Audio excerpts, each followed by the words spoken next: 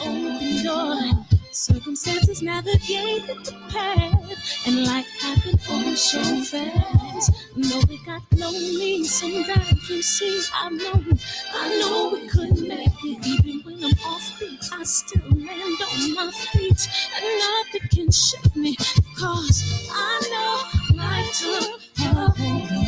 I never. This is where I am destined to be. I'm not ready to give up. I believe in the miracle of life. Life's a break with no rehearsal. Learn quickly, they'll come for your role. Games can play, can't take it personal. Cause the devil is a liar. I'm telling you the truth. It's all in what you do. Some things you gotta do. Let's fight for millions. Take a second, see the blessing in it. With much expected, much is given. When I made the living, now I'm giving back to children. Never let the power come first before your happiness. Yes, you can be the best if you go the distance.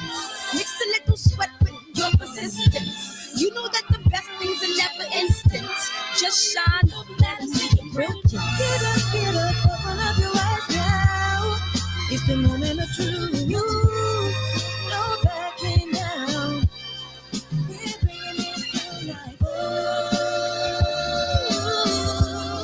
For the children, it's a given. You gotta give it, be a blessing.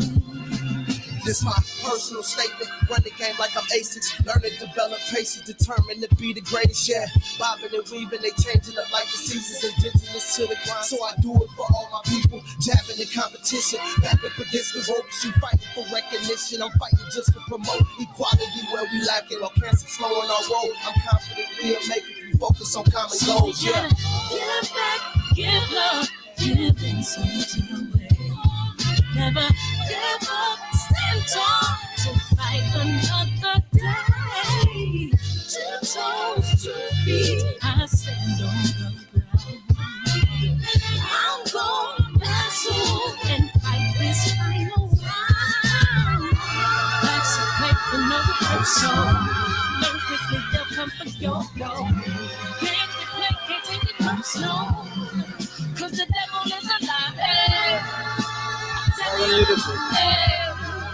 It's all in what you do. Hey, some things you gotta do. Hey. Barbershop conversations. Hey. Let's see who's on first. DB, what it do? Rob, what's up, homie? 65-year-old G is back in here heavy. What it do, Phil? Mr. J-Dub, Ant Fresh, man. Oh, man, how do you say that name? Anegril. Anna Grill 1. What's up, OG? Asia Math. What it do? Jeff Smith. Hunter Smith. Asia Math for 2. Hey, no, it should be Asia Math plus 2. Hey, what's up, B&B, man? TB, what's up, Cash G? Oh, shit. Y'all have me on my rapping skills, man. TB, B&B, and Cash G. What's up, Focus Ball? What it do, man? We got a great show tonight, man. Miss Dolezal will beam in when she's ready. Until then, we gonna rock out and have a great time in here, man. And we got Brooklyn Walker, Starkly Felt, man. Champside. Oh, Champside sent y'all over here. I appreciate that, man. I appreciate that. Tell Champside we said thank you. Shelby, what it do? Hey, appreciate you. Yeah, man. Raymond Mack. Yeah, man, it's gonna be a fun show, man. I'm very interested in her story. You know what I mean? I've never heard it in a full length form. So I'm very interested. Hey, Julius from Chicago, what's up? And so I'm very much interested in this story. And Jeremy, what's up?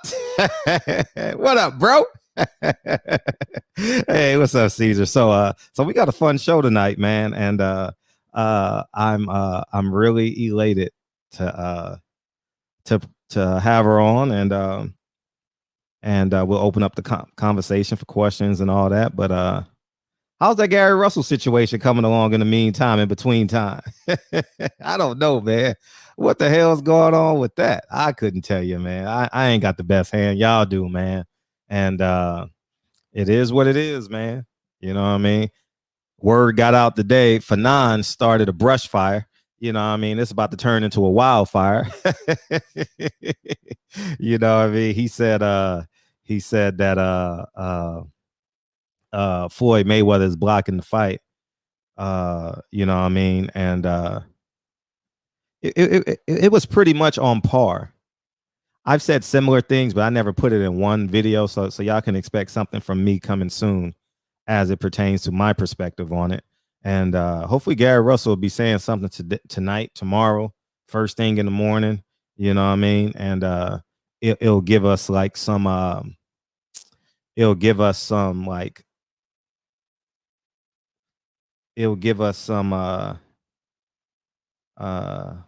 a navigation. You know what I mean? It'll give us a place to go. What's up, Reggie Owens? Appreciate you, big homie. So I don't know what's gonna happen with that. I don't know what's gonna happen. She in here on time. You on time, Ma? You on time? How you doing? I had to give you welcome to the show. How you doing? Good. How are you? Well, I'm super. I appreciate you coming into the barbershop. Appreciate you coming into the barbershop. How is it up there? How is it in Seattle? You're in Seattle, actually, no, I've never actually lived in Seattle. Arizona. Yeah. Well, I was in Spokane, Washington, and now I moved to Arizona in July. Yeah. So I'm in Tucson right now. Okay. Yeah. Tucson, Arizona, coming home. I like it here. It's nice and warm. How's the transition been from Spokane to Arizona? Yeah, so the transition was good. I love warm weather. I don't like the cold, so it wasn't a big deal for me. We moved in July, it was super hot here. Mm-hmm. I think it was like 117 one of the days, like right after we moved here. So that was pretty hot, but yeah, I like it a lot. I'm glad to be out of the Pacific Northwest.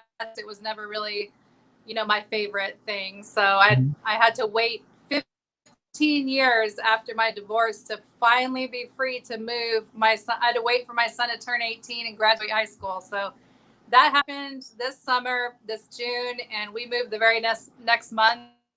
And he's now in college down here in Arizona. So he's in Arizona. Okay, he didn't go to Howard.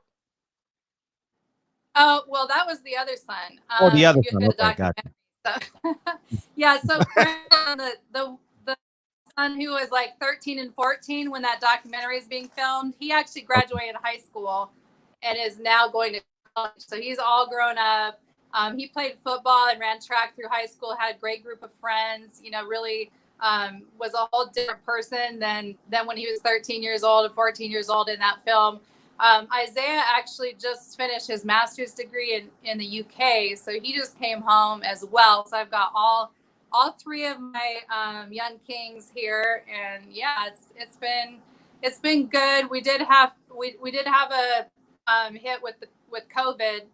Mm-hmm. So Franklin tested positive on campus and then had to come quarantine with us right about the same time my oldest son was coming in from England, who he also had to quarantine for 2 weeks. So it was like we all just kind of like piled in. I have a 1-bedroom apartment, so you can imagine, them and my 4-year-old, the baby that was born in Netflix documentary. He's now 4.5. Okay.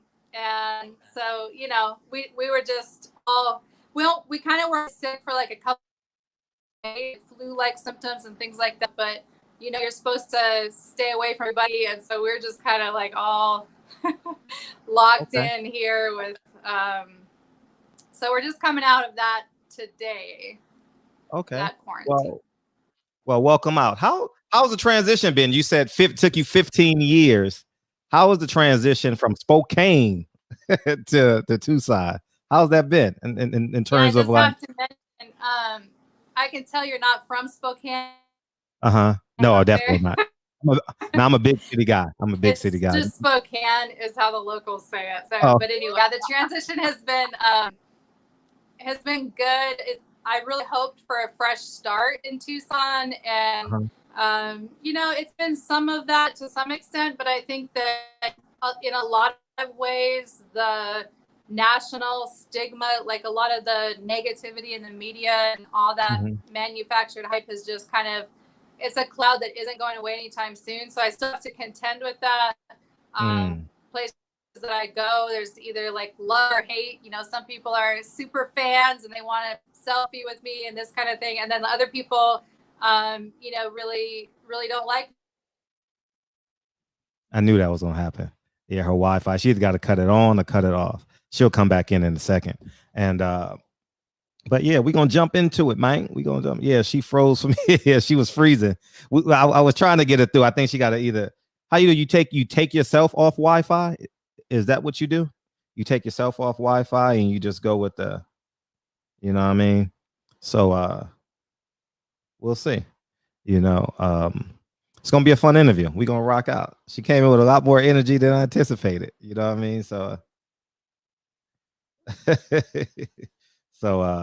yeah, we're gonna rock out. So any questions you guys have, just feel free to just drop it in the super chat and we'll rock out. She gonna come back in any second. And are the super fans? I sent my chat to Fred to turn. I appreciate. Yeah, they came in like Champ Side sent me here. Yeah. You had a hot show today, huh? You had a hot show. You know what I mean? I'm excited to do my Floyd and Devin Haney interview. You know what I mean? We're gonna see if it works out this time. We're gonna see if it works out. Yeah, probably got it. Are you on your Wi-Fi right now? Yeah. Probably take it off. Maybe you can just use the Apple Wi-Fi or okay. Like cell data. Yeah, and then maybe that'll make it go normal. Okay, hold on.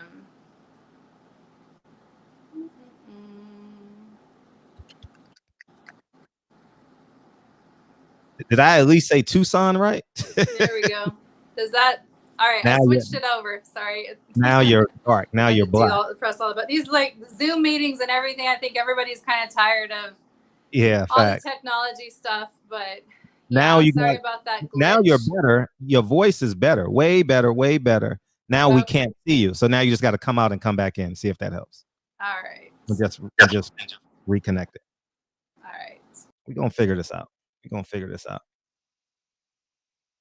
And Mr. Vegas, man. Oh man, we go. What you want me to be, Chuck Willery now? What the hell?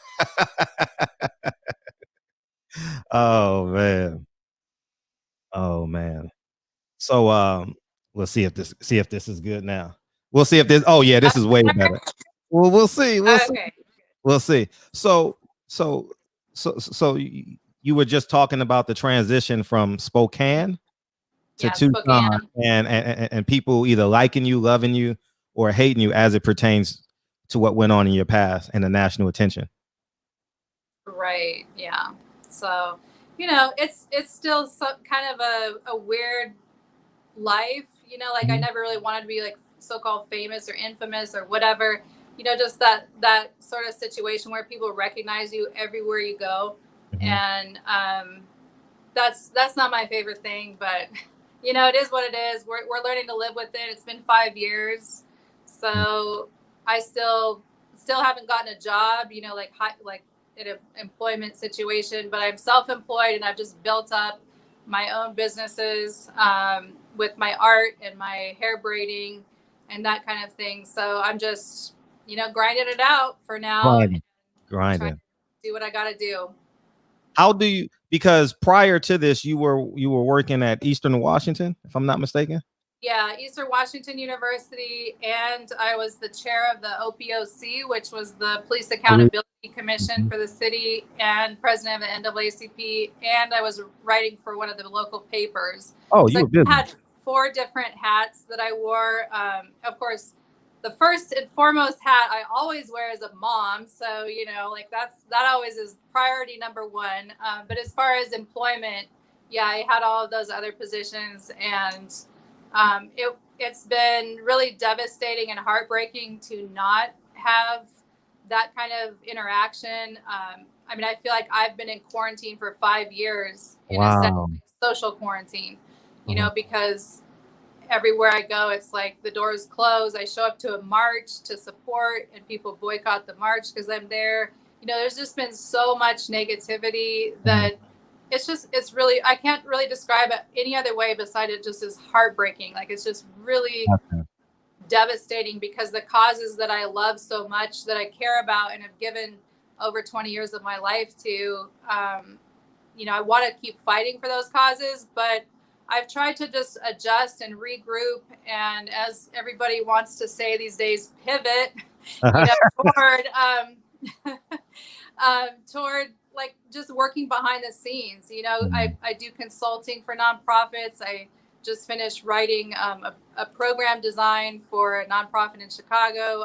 I'm helping write some grants for different organizations. So I continue to do the work. It's just, you know, I can't really put my name behind it. There's no, you know, there's obviously not like a title or a paid job, you know, but I will always care about social justice issues, and, you know, I'm never going to stop that fight. So is that why the name change? Maybe for employment? Yeah, back in 2016, that's been a minute. So yeah, 4 years ago, I changed my name for two reasons. One was that, you know, I felt like people were just throwing my resume in the garbage and not giving me a shot. And maybe if there wasn't Rachael Dolezal on the resume, they would actually read my credentials and qualifications and consider me for the position that I was, you know, qualified for. The second reason was more of like a personal reason, and that was that the name Nkechinyere was given to me from the Igbo tribe in Nigeria, and it came with kind of a message like, we see you, we see who you are, and you are a high frequency Nubian spirit incarnated into a white envelope in this lifetime in order to traumatize white supremacy spiritually. And so, you know, Nkechi means gift from God, and Rachael means lamb, and Dolezal means to lie down. And so it was almost like my name meant a martyr, like a lamb going to the slaughter type of thing, you know.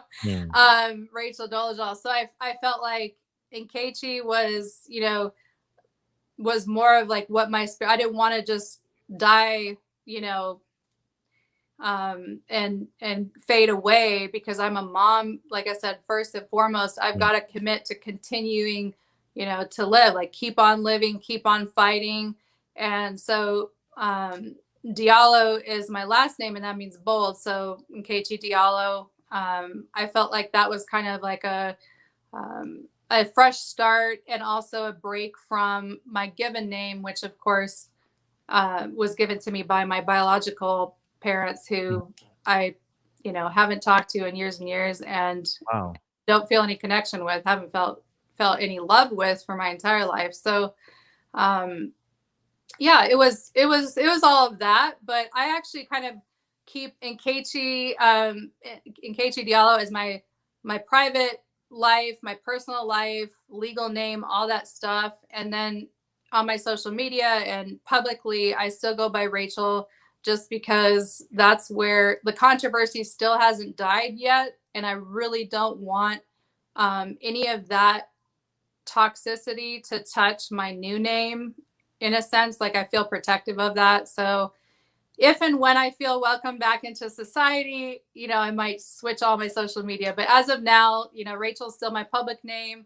It's, you know, kind of like a trade name or something. You know, people recognize it, and that's how they find me. And it's, you know, I'm okay with it. I'm just kind of, like I said, okay with the compromise that is and has become my life, and just our situation, trying to navigate through all of this publicity.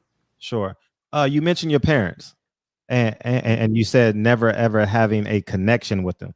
Can you delve into your childhood? Can you explain that disconnect at all, if possible? I'd rather not really get into that. I wrote about all of that in my book. In your book, yeah. Yeah, so it's just too painful to kind of like, go there and revisit that trauma over and over again in conversations. But yeah, I never felt love. The first time I experienced unconditional love was with a mentor when I was in college in Jackson, Mississippi. I went to Belhaven in Jackson, and then I went to, of course, Howard in DC.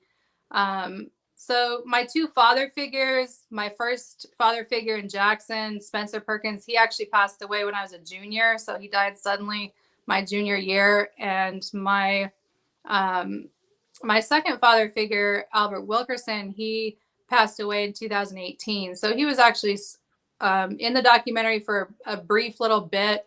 He wrote the foreword to my book, which I am incredibly grateful for.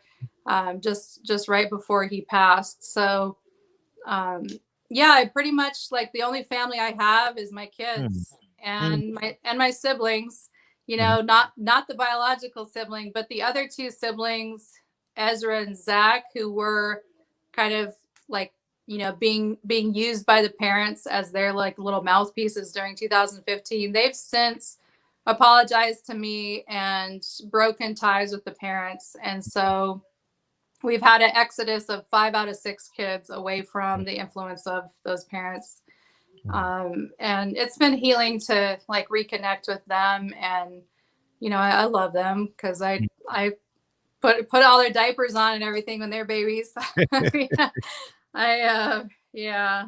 So that's been maybe the silver lining a little bit, just kind of stabilizing all of the people that I love, like making sure everybody's stable and healthy and growing and doing their thing and achieving their goals. And so that's what truly makes me, happy at the end of the day. How was your Howard experience? And why did you choose Howard? Yeah, well, Howard was always my dream school. I got a scholarship for undergrad to Belhaven College and chose to go there for undergrad because I actually had read this series of books by Dr. John Perkins and also his son Spencer Perkins.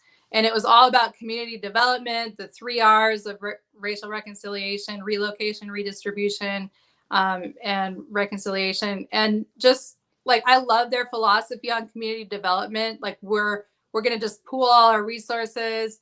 I don't, whatever my paycheck is, and, it just goes into the pot. We like share, we give, and we build this community up. And it was essentially like the reverse of white flight, or gentrification. It was the idea of families, whether Black or white, that had resources moving into a Black community that didn't have resources, which happened to be West Jackson in Jackson, Mississippi. And then infusing that neighborhood with those resources, law firm, GED program, community housing. I ran a tutoring program for kids, 25 kids after school, that kind of thing. So anyway, I had a great experience in Jackson, but I went to Howard because once again, that had been my dream school. And after my mentor died in Mississippi, who actually, he had been the first one to even integrate Belhaven College. So he was the first Black student to even go there historically. So I went to the school that he was an alumni of. And I got teased a lot for my art at Belhaven because it was a majority white school. I was the historian of the Black Student Union. I was advocating on campus every day. I got the first African-American history course started there, which still exists today. Started recruitment and retention programs for Black students. And it went from 5% Black student body to 15% by the time I graduated. So, within 4 years, and now it's over 50%. So it's really like I made it into a Black school. But anyway, because it's still the same president there, Dr. Parrott is still there. Like that was the president when I went to Belhaven over 20 years ago. So he's still there, and he's still kept all of those processes going for recruitment and retention. And but Anyway, I was kind of looking for a place to, have that HBCU, have that Black influence on my art. It was always like in the art studio, because I was an art major. People are always like, why are you always painting Black people? Like, why don't you paint the plight of the Irish? Why don't you do this other thing over here? Like, why don't you paint white people? And I'd been getting that question since I was 3 years old, like, why don't you just draw white people? And it's like, why can't I just draw? Why can't I express what I see as beautiful? What's wrong with that? And so I was kind of tired of fighting over the subject matter and wanted to have, Black professors kind of like give their critiques and just get that whole vibe and that experience that you get in an HBCU, as far as all the classes are going to be pro-Black. And, that was just like, I looked forward to that, because instead of having to fight to change an institution like I was at Belhaven, I was going to be able to, kind of like not lay back into the arms of, but, like really just have common ground and, just feel at home, I guess, and not have to fight so much to change everything. However, it did end up, that there was a little problem at Howard, because so I got a full tuition scholarship to attend there. I couldn't actually afford to go there to Howard. And like to go visit, ahead of time. So I couldn't, I didn't visit the campus ahead of time. I just received the application. There was no like designation for race or anything on the application. It was just, there wasn't even a category for it at that time. I think there is now, just because there's been like the dental school is the only, like the best dental school in DC is Howard, so there's a lot of people don't know, like there's a lot of like multicultural sort of student body in the dental program, oddly enough. But anyways, and federal funding. And yeah, a lot of federal funding, right? Yeah. So, but my first year there, so I had the full tuition scholarship, and that was just solely based on my GPA and my art portfolio, my talent coming in. And then I had a teaching assistantship as well. And I was married at the time. I got married my senior year at Belhaven. So I married a guy from Jackson, Mississippi. And he moved with me to DC. So anyway, I was coming in with those particular perks in my financial aid, and not everybody had those the same full ride scholarship or teaching position. So the first time that there was a juried show, so they have these juried shows where you submit however many pieces you want in each category. And I submitted all of my best work. What some people don't like, so some people are painters, some artists just draw, some artists just sculpt. I do it all. Like I work in all media. So I submitted in every category. Again, just trying to be my best, do the thing that everybody's supposed to do. I ended up winning 13 out of 14 awards. And that was like, so the judge doesn't actually even know who the artist is. They're just, once again, like my portfolio, like my scholarship, it was just based on the talent, based on the work, based on the merit.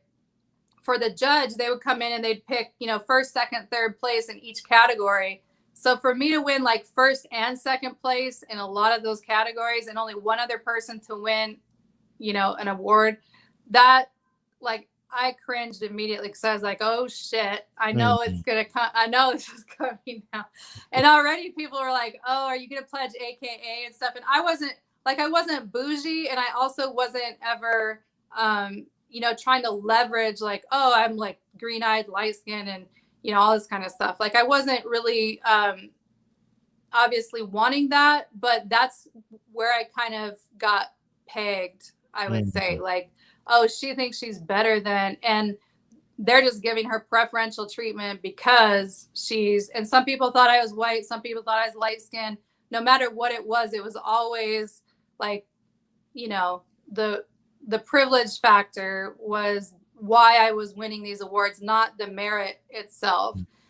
So, in all honesty, if I could have chosen, I probably would go back and not submit as much work. Just not because I'd want to like make myself small or whatever to make other people feel comfortable, but just because I don't like, I didn't intend to dominate in that way. I was just trying to do my best, So that kind of sucked. And then my painting professor, I won't say his name for legal purposes or whatever, but yeah, he ended up, when I got pregnant, my second year, I was pregnant with Franklin, and he would always make comments like, like if you're fertile, you're so sexy, and my wife can't have any more children, and like I just, like how's our baby doing, and like all kind of stuff. And I would always just kind of like shut him down, let him know like, look, I'm married, dude, this isn't your baby.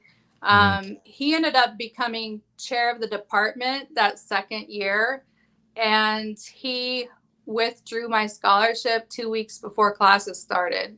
And he said, you have white relatives, so they can pay for your tuition.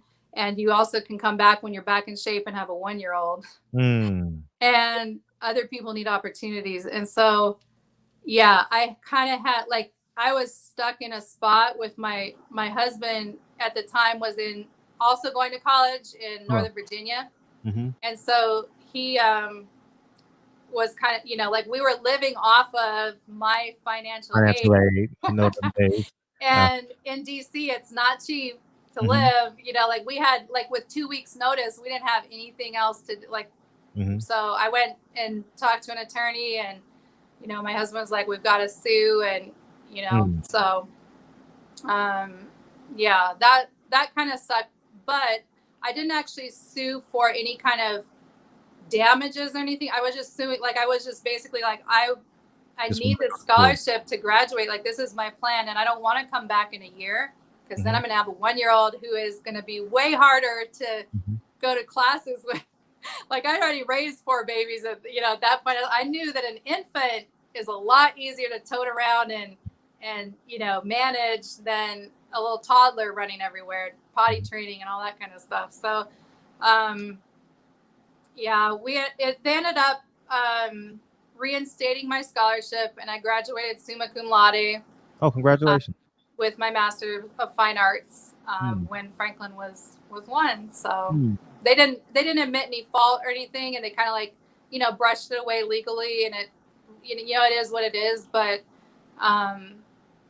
yeah, it created some hostility that last year for sure. It was a little tense. My new thesis committee chair, though, was very supportive, David Smedley, and I ended up majoring in sculpture instead of painting because of the kind of bad blood between me and that painting professor who was I felt like he was retaliating 100%, like for me not flirting back. Could like, be. You're absolutely right. Like 100% what that was, But someone asked in the chat, it went past already. Do you like boxing? 1, do you like boxing? And 2, who are some of your favorite fighters? It zoomed by so fast. And okay. Yeah. And I was afraid I was gonna get a boxing question on this show. Oh my God, so my oldest son actually does boxing, like as kind of a hobby or whatever. But yeah, Muhammad Ali is an obvious choice. I actually spoke at the Ali Center in Louisville in 2016. But yeah, I love his activism. I guess it's more than the box. Like, I'm sorry, I don't really follow boxing as much. No, it's fine. It's fine. Like blasphemy on your show, right? No, but he had a 2-part. He had a 2-part question though. What do you think about the election, November? Biden. Biden. Biden, Harris. Oh,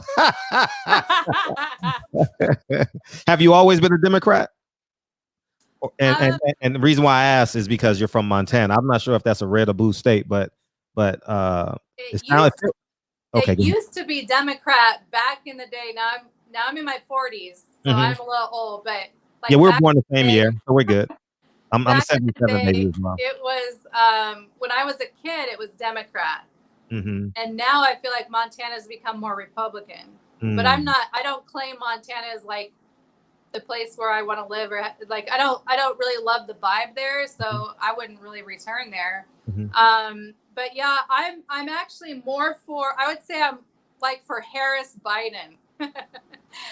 I just wish Kamala would have won the, not, you know, I don't know. I'm not a big Joe fan, but this is what I feel like they're going to put together a better cabinet, and the presidency is more than just the office of president and who's going to be in the White House. They're going to put together a better cabinet. Biden would appoint a better Supreme Court justice, and God forbid, poor Ruth, you know, bites the dust, or somebody else, you know, like she's been in and out of the hospital a lot during Trump's term. And, you know, I feel like a Supreme Court nomination might hit the fan during this presidency. So there's a lot to think about on all of those levels. And I don't think it's just like a vote for Joe. We've had it doesn't really excite me that much, you know. No, and why should he? And but once a bison, always a bison. And Kamala is the Howard grad, so we have to, you know, bison have to stick together. Okay. HU. My actually first black man that actually inspired me outside of my family went to Howard. So I'm sure he's going to support Kamala Harris as well. Why do you think, in your earnest opinion, because we debate this all the time on this show, all the time, whenever the show falls apart and we talk boxing, it always falls into politics. And I believe that blacks should hold their vote. I don't think we should vote for either of Biden or Trump. I think we should hold our vote and increase our value in terms of the election. Right. I know you're voting for Biden and Harris, but how do you see that? How do you see that playing out? That's a strategy idea. I feel like it would only be an effective strategy, in my opinion, if it was unanimously agreed to. You know, it's hard to get unity on, you know, within the community, unfortunately. But if enough people did that, just like with the third party, you know, they couldn't ever get a big enough groundswell, and you have to have the numbers. You have to have, like, you know, a demonstration of power that's united, like a united front. And I feel like we're not there quite yet. You know, I don't know if there would be a person, you know, obviously Obama is going to be for Biden, or has said so, you know, like a lot of these people have endorsed Biden that would hold enough. I'm trying to think of somebody who would hold enough clout to really pull the community together across all kinds of different, you know, like petty issues and whatever other issues people have. But yeah, I think it'd have to be a pretty big collection of, you know, a big number to make any kind of an impact or a statement that would be meaningful. And the same thing for, you know, there's always been kind of a fringe push for a black political party, which I think is a strong a strong idea as well. But once again, there'd have to be enough numbers, or it would just be another Kanye thing or whatever that kind of, like, you know, just like pulls some votes from. And I feel like with the whole reason why we have Trump is because people stayed home and held their vote, whether black or not black. People held their vote from Hillary. I wasn't a Hillary fan. I voted for Hillary because I didn't like Trump. And again, like, lesser of the two evils. I really do believe, you know, in that, because again, it's more than just the one person. It's also a whole cabinet, and it's a whole series of domino effect situations. But yeah, I wish that there could be some like mega Zoom meeting where everybody could come to an agreement. All come in the barbershop. Facts. Appreciate you going postal. Now, you mentioned at the top of this show that something has been taken away from you, like the things that you inherently love to do, like fight for injustices and obviously you see what's going on in America.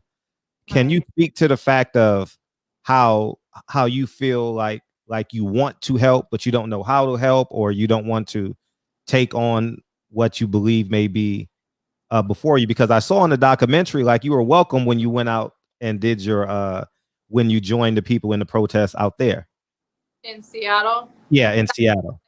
Because I didn't know anybody there. Oh, okay. But speak to like obviously post George Floyd, America and 19 other countries worldwide have Right. have spoken up and spoken out, and Yeah. you mentioned that you've been hindered in terms of doing what you want.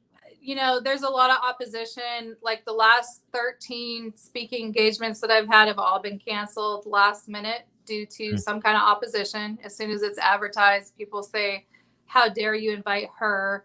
type of thing, and then just can't. You know, it's canceled. So there are ways in which, you know, it's not just in my imagination or something that I'm being silenced. Like I'm really, you know, there's like a concerted effort from both sides, I'd say, of the color line. Like, you know, mostly the white community, white liberals, even, unfortunately, but a lot of the white conservatives in particular love to tear me down, and then also some from the black side. I mean, I think that that just kind of feeds into like what people heard from the media, and that kind of caricature that was created about me, as opposed to like the real person. And people seeing me for my heart.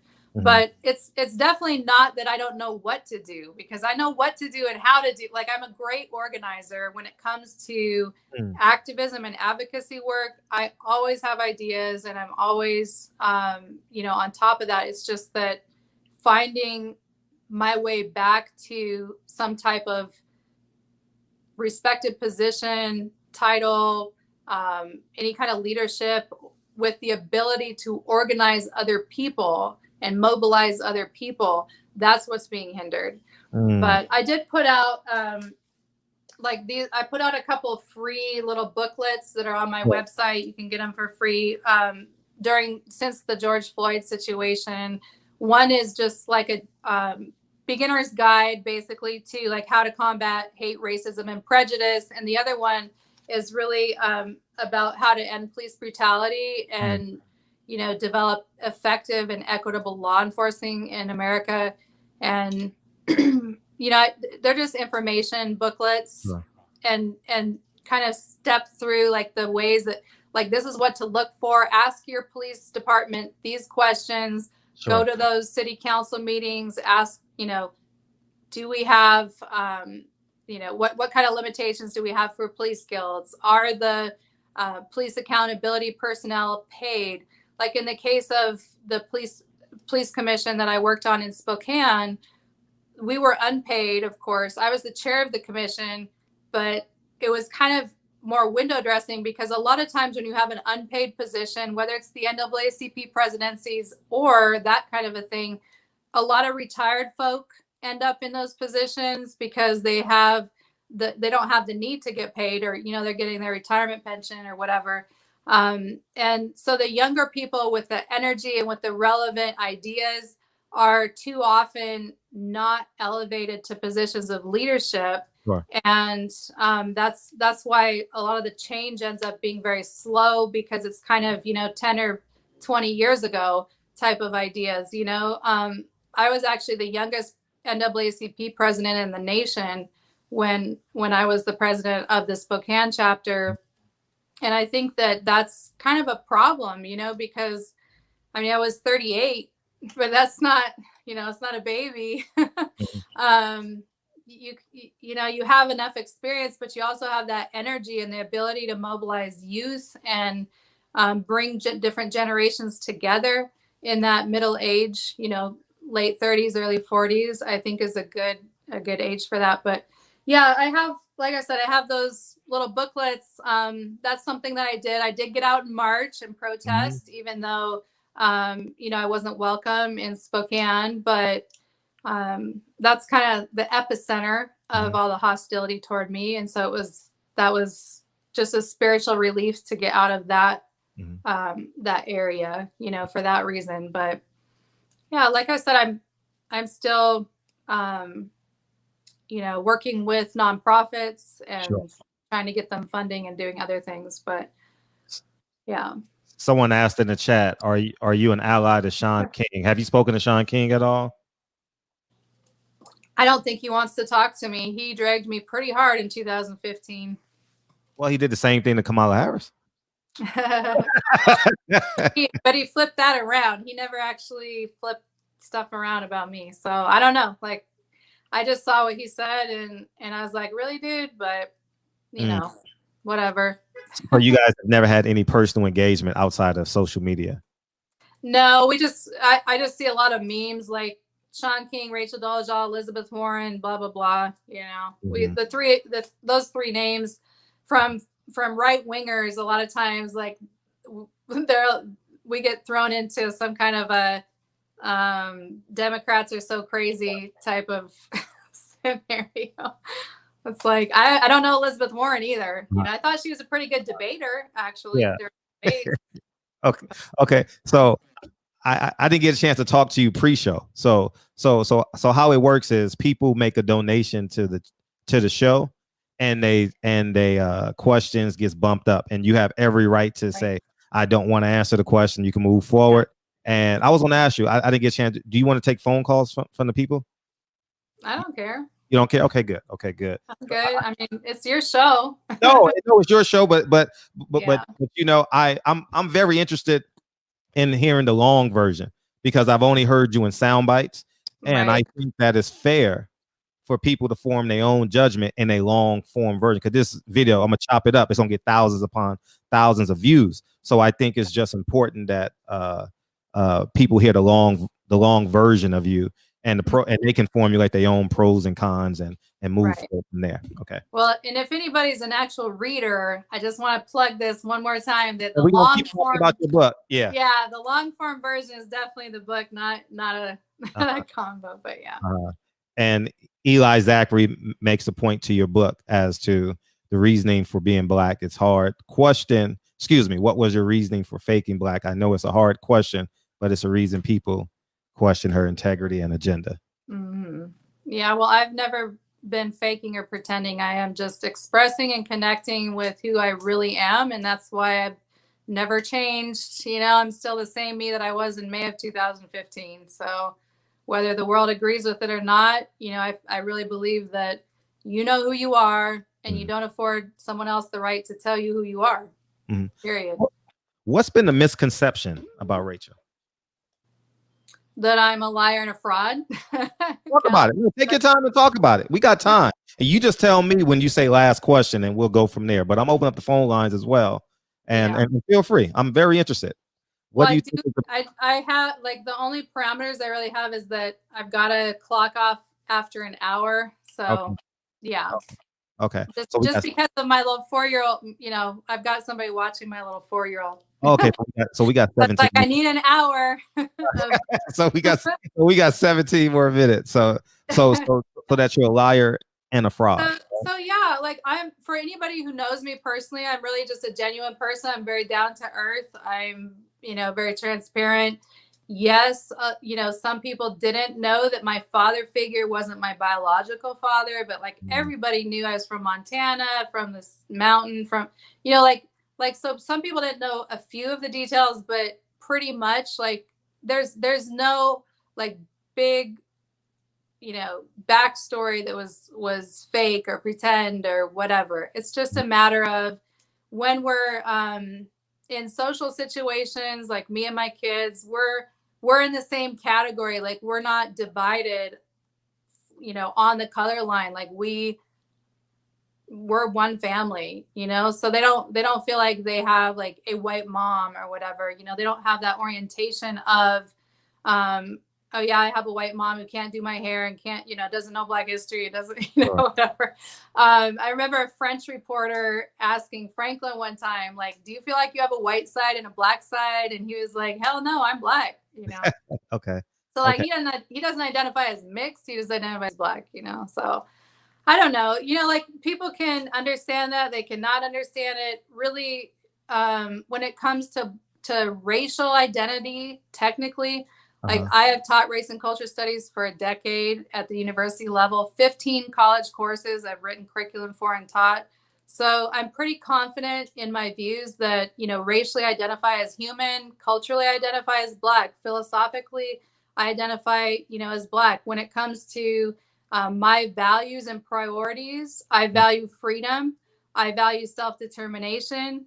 I am more for what's good for the community than what's good for just one individual. And all of that kind of flies in the face of capitalism, white supremacy, imperialism, patriarchy. So, you know, once again, people can pick that apart, but I stand firm in that. And I think that if it's really examined in a scientific view, that, you know, I've got a good defense for that. And, you know, it is what it is. But yeah, people always try and put their own twist on it. Like, you like that question, like, you know, why did you fake being Black? I'm like, I didn't fake being Black. Like you know, this is an expression of my spirit, my soul. And even when I was under the mindset of race as a worldview, like I really thought that race was biological. Like you know, are white or Black biologically, we could prove this. I didn't yet come to an awareness of that race is actually a fiction, you know, until like scientifically, until I was at Howard and in grad school. And that's when I kind of like felt set free, you know, when I realized that this whole, you know, the idea of race is a lie. That's the real lie. That's the real okie doke. That's the real like Kool-Aid everybody's been forced to drink. But up until that point, like a lot of people were always like, oh, you know, what are you mixed with? Or, you know, said I was red bone or said I was mixed or whatever. I was like, no, I'm from this mountain in Montana and these like crazy white people raised me. And, you know, like they're my biological parents, but I don't really, you know, connect with them or whatever. And everybody was just kind of like, okay, we didn't want that long ass story. We just wanted to like know like what you're mixed with. And it's okay. Like, you don't have to pass for white. Like we know you're mixed with something because we know that, you know, like you can't be white and do this kind of art, or you can't be white and do what you're doing in the community, or you can't, you know, so it's like, I finally felt like I didn't have to argue with people. I think people were really just responding to like my vibe and my values. And when it comes to Blackness in a sense of as a counterpart to whiteness, you know, which, you know, James Baldwin was always like, there's no, you know, there are no white people. There's just people that think they're white, you know? But we're all members of the Black human race, technically. So we all got that one drop in terms of an ancestor of our common Black mother, you know. So imagine if we had every white person in America to believe that shit. right. G Breezy has a question for you too.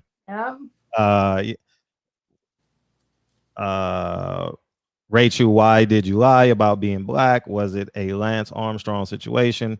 Small snowballed were in one snowball lie. One small lie snowballed and you were caught in a web of lies. Next question, or you want to answer that? Yeah, I think I already answered that one. I thought that too. Now in the documentary, there were some pros and cons, and if you could speak to like Black women in America, and in terms of misunderstanding pros and cons, what would you want to tell them? Because well, you know your own documentary. Some said you didn't carry what they've gone through, and you said that you felt like being Black, but you never got a chance to talk to them. You just sat on the stage. Yeah. I don't know if it was edited or anything like that, but hell yeah, like it wasn't my documentary.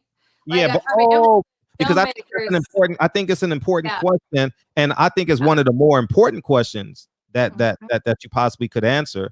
So you can give light, and I think this part will create some healing. I think, you know, in terms of moving forward. Take your time and speak upon that. I mean, so the documentary, since you were kind of asking two different things here. So just to start with, so the documentary actually had 12 Black people from Spokane that spoke on camera and got edited out because they were all supportive.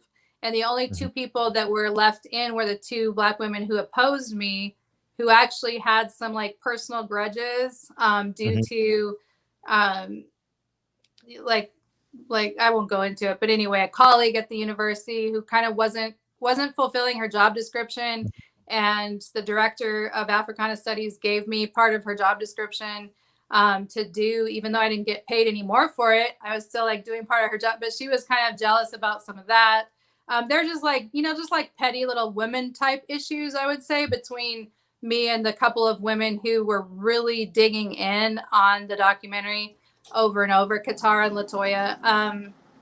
So that being said, I wish that it would have really been like the Rachael divide and shown the divide, like the people who were articulating why they will always come to me to, get their weave done, their braids done, their whatever. Like, Rachel's the real deal. There's nothing fake about her. She's always been Black. I've known her for 20 years, whatever, like as far as those voices were cut because they didn't fit with the narrative of what the white director wanted the Black voice to say, in that particular documentary. Now, I didn't get paid a dime for the documentary. We got $0. Wow. But because we weren't going to get paid, I negotiated. I told her, like, I made the director hire an all Black crew. So Black crew got paid. She had a 5-person crew, and they filmed for 2 years. So I was like, if we're not going to get paid, somebody Black is going to get paid. But anyway, so back to the question about the woman issues. So there was a situation where I was speaking at a university, and somebody basically was saying, like, you don't know the experience, you didn't live through anything, So I would say to that there are different degrees of experiencing things, and there are some things that I have experienced, and there are some things that I didn't experience. And so, well, I'm going to concede on, I don't have the entire like life story of exactly the same experiences as maybe all Black women, but then all Black women don't have the exact same experiences either. There's difference in terms of religion and class and whether you grew up poor. I grew up poor, so anybody who grew up poor, I had that experience. I was working for I had to buy my own clothes and shoes since I was 9 years old. And so that's a sense of, like when it comes to not having enough resources, I understand that experience.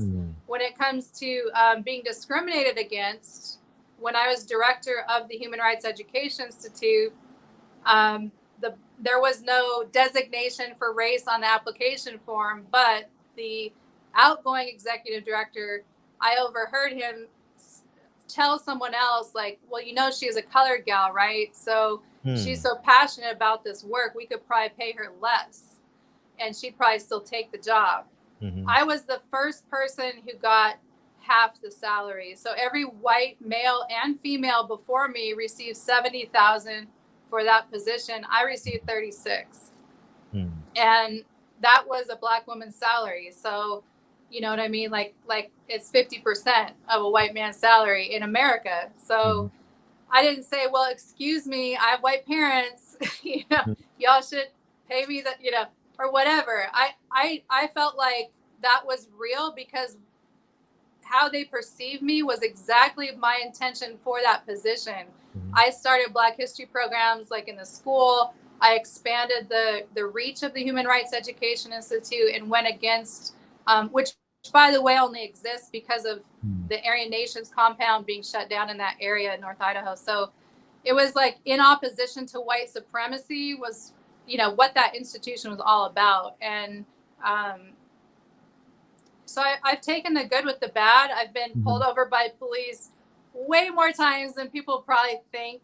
And it's not just like the hair or the whatever. I was the most hated woman by police in the city of Spokane because I was the chair of the OPOC and calling them out live on television. Like, you have 220 body cameras. Why are you only wearing 19 of them? And they killed Lorenzo Hayes in cold blood. And I was trying to hold them accountable for that murder, that homicide, when 13 white cops killing one innocent Black man at the jail. And that's when the police department actually put a private investigator on my tail. And the parents were following me with a private investigator for the purpose of shutting down the court case for my little sister against our older brother who had, molested her and me. And I was her key witness because I was the biological sister of the perpetrator. And so they conspired together to really pop off that big bomb of, oh my God, she's really white, that kind of thing. Like, she's a liar and a fraud and all this. That was really in order to destroy my activism in the Spokane community for the police. That was the police's intention, right? The parents' intention was to protect their white son from dying in prison as a child molester, probably, for over 30 instances of sexual assault towards his little Black sister, So, I think there's a lot of stuff that when people say, oh, you don't know anything about it, the experience, you don't know anything about pain, you might be surprised if like people are humans and pain is pain. And whether it comes down to me, getting a lesser salary or, me getting a higher fine for like not having my blinker on for a full 8 seconds or whatever random ass reason they want to pull me over, which, yeah, I have experienced some stuff, I'm not trying to compare and contrast, but I've walked through a lot also with my sons, and I would argue that what your kids face, you face as a mother in a very real way, whether it's their altercation with the police or their social interactions, even at school. I've, been a fierce advocate for my sons as well. So I don't know. I don't think that I can like adjudicate that fully, because I think that's more of an emotional and felt reaction based on history than it is necessarily a reaction to me as a single person. It's more of a reaction of, of people infiltrating and stealing and, having bad intentions and being all about themselves. And that's just not who I am. So. And your stance on reparations. Let me see if I can read this shit right one time. I've been stumbling over words. Are you for reparations exclusively to Blacks? I'm for reparations exclusively for descendants of chattel slavery. That's what reparations are. So if you immigrated here from Nigeria and you're Black, if you're however you got to America, if you're Black, that doesn't mean you qualify for reparations. It's only the direct descendants of enslaved African people during the chattel slavery era. Because just like not all Jews got reparation, like for the Holocaust, there's not like, okay, if you're a Jew, you get no, it's like, were you in Germany at the time? Were you affected directly by this, or were your direct ancestors affected? So there are many countries that have done reparations. A lot of countries have done reparations. And so has America, just not for us. Yeah, there's a process for that. It's pretty obvious. It's like, it's not some random thing like, oh, you can't do that. You know what? Donald Trump did prove that the government can hand out checks if they want to. So, those stimulus checks didn't take very long to come around the first time. So I think reparations is very doable. And I wouldn't be getting them. My kids would, but that was the follow-up question. Do you think you deserve that? That would be the obvious question in the chat, and you answered it. So Andre Griffin actually had a question for you. I'm guilty. Okay. I don't know why I'm not reading well tonight. I don't know why. You want me to read it? Yeah, go ahead. He said, I'm guilty of seeing a headline and a picture of you years ago and forming a negative opinion. It's nice hearing your truth. Hopefully one day more people can see you for who you are. So that's sweet. Thank you, Andre. And what is America's fear of a black of the black man? You're gonna have to come back and answer questions because people are real interested in you. And I didn't know I wish we could have had you too. I could open up the phone lines, but what's the American's fear of the black man? We got a couple more, but I got one question I want to ask you too before we get out of here. You want me to answer that one real quick? Yes, please.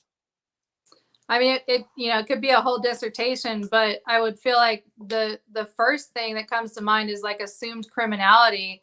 And there's always been, the race worldview has created this myth that you have certain biological and behavioral traits that are tied together. So by being born black male, you are more of a threat. You are more violent. You are more like the whole list of stereotypes is there for criminality, for assumed criminality, which is why people clutch their purse or lock their door or whatever. Just yesterday, there was an incident. Like we walked past the car, like Isaiah and I walked past the car, and like somebody had to lock it like 3 times with their little like beep beep beep, and they had already locked it before, but like they had to extra lock it just because and it's that kind of a stereotype and that racism that has been perpetuated, which is why the criminal justice system, the institutionalized racism within incarceration is such an issue, because from the time of the chattel slavery era, with brutalization and violence and murder of black men, to emasculate and break down the strength of a man. I feel like that then got copied and pasted into the loitering laws and the arrests, and the 95% of prison population in the South was black within like 10 years after emancipation, so sure. It's anyway, there's a lot to say on that, but as a mother of black sons, like that's something that is in the back of my mind every day when they go out, like of people feeling, because my 2 oldest are 18 and 26, and so they're at that age, in that range of that perceived threat, of just existing and being present. You might have done something, and you might, Sure. Salute Fred going out. I can read that one now. Going out to get interviews. SS Caesar says, nah, shorty, you got to relax. I know of family members that were lynched. The Klan showed up at my grandma's crib, though hang my grandfather. This pain runs deep. Yeah.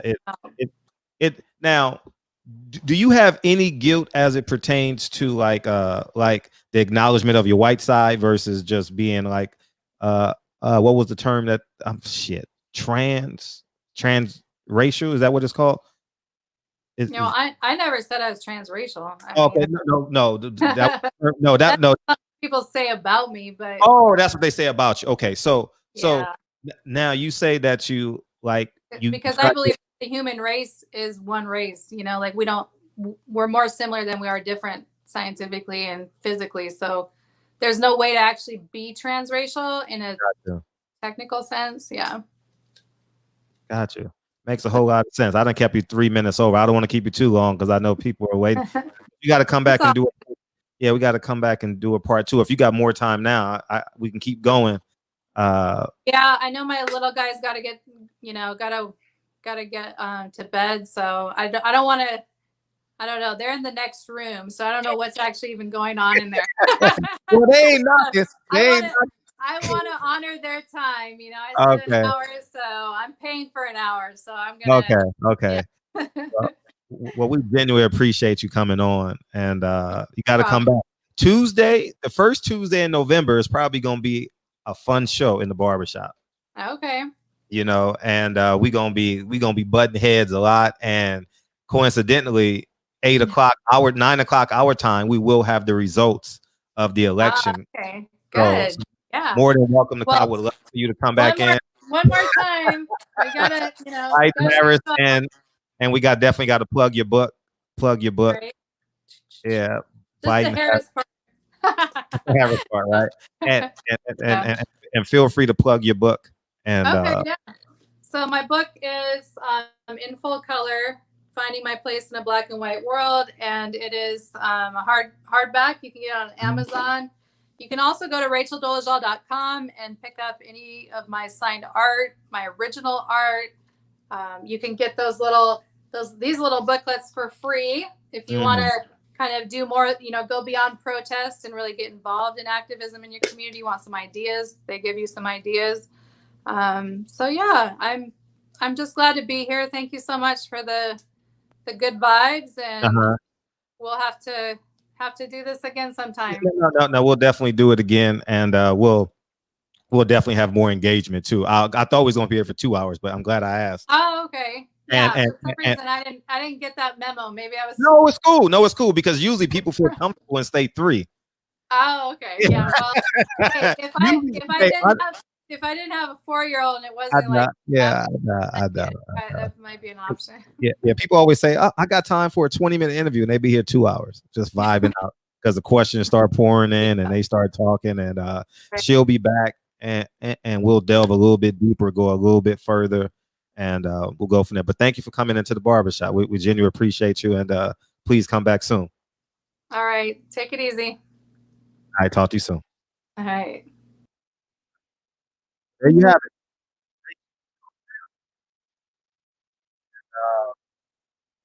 Yeah, man. So feel free to call in. And we'll go.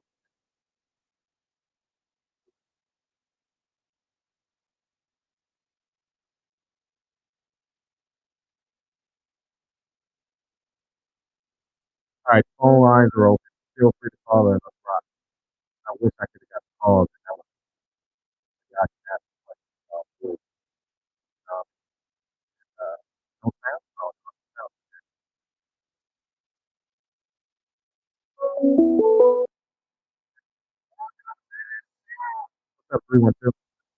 What's happening with the Black man? Hey, how you feel, man? Man, good to say, for the connection guys, trying to get closer.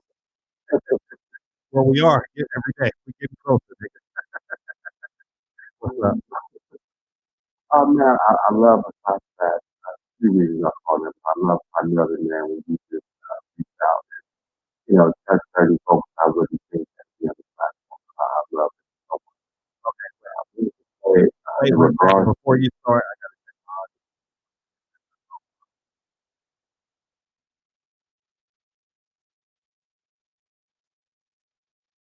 audio. Let's try it again. Let's go back. And all right, how's the audio now? Is the audio good? Is the audio? Give me 1 if the audio is good. Mic check. We're good. Okay, go ahead. We're good. Go ahead. in regards to what some of the things Rachel was saying, I'm not gonna, as they say, kick a dead horse when it's down. I think that what she was saying, she had valid points in regards to the life experiences. The only difference was for her situation, or for her experience, they weren't genuine experiences, And I say that because there's a white woman named Jane Elliott who was known for the blue eye test. With the blue eye test, she'd go out there and tell white kids, or she wouldn't tell them, but she'd treat them different within these contained environments. And some of the white people, you could look on YouTube, got up and walked out, threw temper tantrums, said this isn't fair, I don't like this treatment. The whole thing was, well, listen, within this controlled environment, you have the ability to walk out and create change. Other people in this room don't. So I say for Rachel, it's unfortunate you dealt with them circumstances, but they weren't genuine because you always had that ace in your back pocket, which was the ability to go back to white society. A lot of people don't have that ability to go back to white society. We can't say, you know what, enough of this now. We can transform back into the other. We don't have that ability. So our experiences are genuine in comparison to hers, which unfortunately was contrived. So I just definitely want to put that out there for her. Another thing she was saying in regards to other things that impacted her with those resources that she was receiving, it reminded me of $5 Indians, where you had white folks who were paying $5 to be put in the doll's roll to receive the benefits. Albeit she was the youngest, as she was saying, to be NAACP president, those resources, unfortunately, were taken away from a Black person. Those resources could have went back to a Black community. So I'm not called in, as I said before, to kick a dead horse while it's down. But those are things I wish she would have taken into consideration before she took those positions, because she should have used her whiteness to be an ally to the community. Because unfortunately, it looked like she was a leech to the community, because you went and used your quote unquote contrived Blackness to rise through the rankings as a woman of color, so to speak, who went through some struggles. And you didn't have to. You could have took white resources from white communities and brought them over to Black folks. It's kind of like when I see brothers who date white women who put on a Black scent. Why would you mess with a knockoff like that? Well, why would I want to mess with you when you just dirtying up who you are? I want you to be who you are, because if you really want to help Black people, we don't need you to come into our community slumming. We don't need you coming to our community pretending you're something you're not. I like as one of the homies told me, I like my white women white. Because then with those resources, those tangibles, that accessibility, you can use all of those things and bring it back to community and then collectively uplift us. When you're a manager somewhere, a part of HR, you can collectively uplift Black people. When your parents have resources and you want to go buy land or own a business, you can then collectively uplift the community. But coming around us slumming and acting as if you're lesser than does what for the Black community? You can keep the mixed babies. The mixed baby don't benefit the community. But those resources from the white community, those tangibles from the white communities, those networking opportunities from the white community, those can then collectively create change. So if you're going to be white, be white. I don't understand why she felt as if that would be a detriment to her career. No, use all these resources and benefit the community. That's that for her. I'm going to get off the farm, brother, but I always want to say to you, I love what you're doing. I want to give you your kudos, because I love how recently you put out something saying, listen, here's how we made this fight between Gary Russell and Devin Haney, even though it's not finalized. But you talked about how you were able to see that they were collectively trying to ostracize Devin Haney to take away the better years of his fighting ability. And you were talking about the same thing for Gary Russell. I love the fact that you said you could be able to see that and realize, no, we're going to create change about that. Because it's unfortunate with these narratives that are constantly being put out there. And I love the fact that it had to take a person like you to open my eyes to see that, damn, he's right. They're constantly trying to tell us that Black folks can't sell fights. You need to have a Hispanic you have to have an Hispanic opposition to be able to sell tickets. So I love the fact that you said, no, one, we're going to destroy that narrative. And two, we're going to make it so that you have to you have to come to Black platforms to promote yourself, so we see where you're at, and then we know to get behind you, so that we can be able to start supporting you, buying your merchandise. But we have to see you. And for those who are on the outside looking at the situation, they can see now it's put up and shut up time. So I love with the whole Kenny Porter thing, you said the same thing. No, Kenny, you really were kind of shitting on us. You were sitting on quote unquote Black media. You looked at us as if we weren't big enough, but yet you still give interviews to Fight Hype. You still give interviews to other white outlets. And again, I understand I have to be able to touch all platforms. I get that. But when it comes to your core base, your nucleus, because I could have sworn when you were born, you were Black. When your government identifications, you're Black. But now in the boxing ring, you don't know what you are? Okay, gotcha. So I can't let your confusion be my confusion. So now you're saying, look, you ain't got to come to me, but you got to come to somebody. You are going to respect Black media. If you don't respect Black media, we are not going to patronize you. Those days of being able to step over us and walk past us are over with. Those days are over with now. Now, I love the fact you were the person, to my knowledge, to create it, to be the person to create that change now, where it's like those days are no longer going to happen now. You are not going to look past Black media as if now we're like the Chitlin circuit. Them days are over with now. Blessing to you as always, King. Appreciate you. Nah, you know, I'm always gonna appreciate you more. Oh, that's love. That's love. That's love. Hey, why is Triple OG 20 minutes behind the show? Rachel, do you know Columbus first saw copper, brown skin, indigenous people or black? You know, he 20 minutes behind. He 20 minutes behind. That's funny as hell. Praise Black Jesus, play Black Moses. Hey, what's popping? What's popping, Reg? What's happening, man? That was pretty good right there, man. And I'm glad you brought her on because I'm different than what a lot of people think of her. Mm-hmm. I used to always have these discussions when I think when her story broke, I was still out there in Long Beach, and you know, it's people's first reaction. Oh, this motherfucking cracker and this and that. My thing wasn't like that because when I looked at it, her wanting to be black didn't come off with a effed up essence of stigma of what a black woman is. She ain't come off ratchet. And I see a lot of motherfuckers who accept white girls when they act like ratchet, act like hoes, loudmouth, project acting bitches. This lady didn't come off like that. And she represented what the essence and what all black people should see in the essence of being black. And that's having a standard and quality to you. And for her to go up against wanting to be white, I mean, you gotta be a crazy motherfucker to do some food shit like that, especially out of a world of privilege. So I'm not a person who's gonna go against her. And then I see a lot of people want to be on her side when she says she's for reparations. If that's the low level thinking, you got to be rocking with somebody, you're a fucking fool.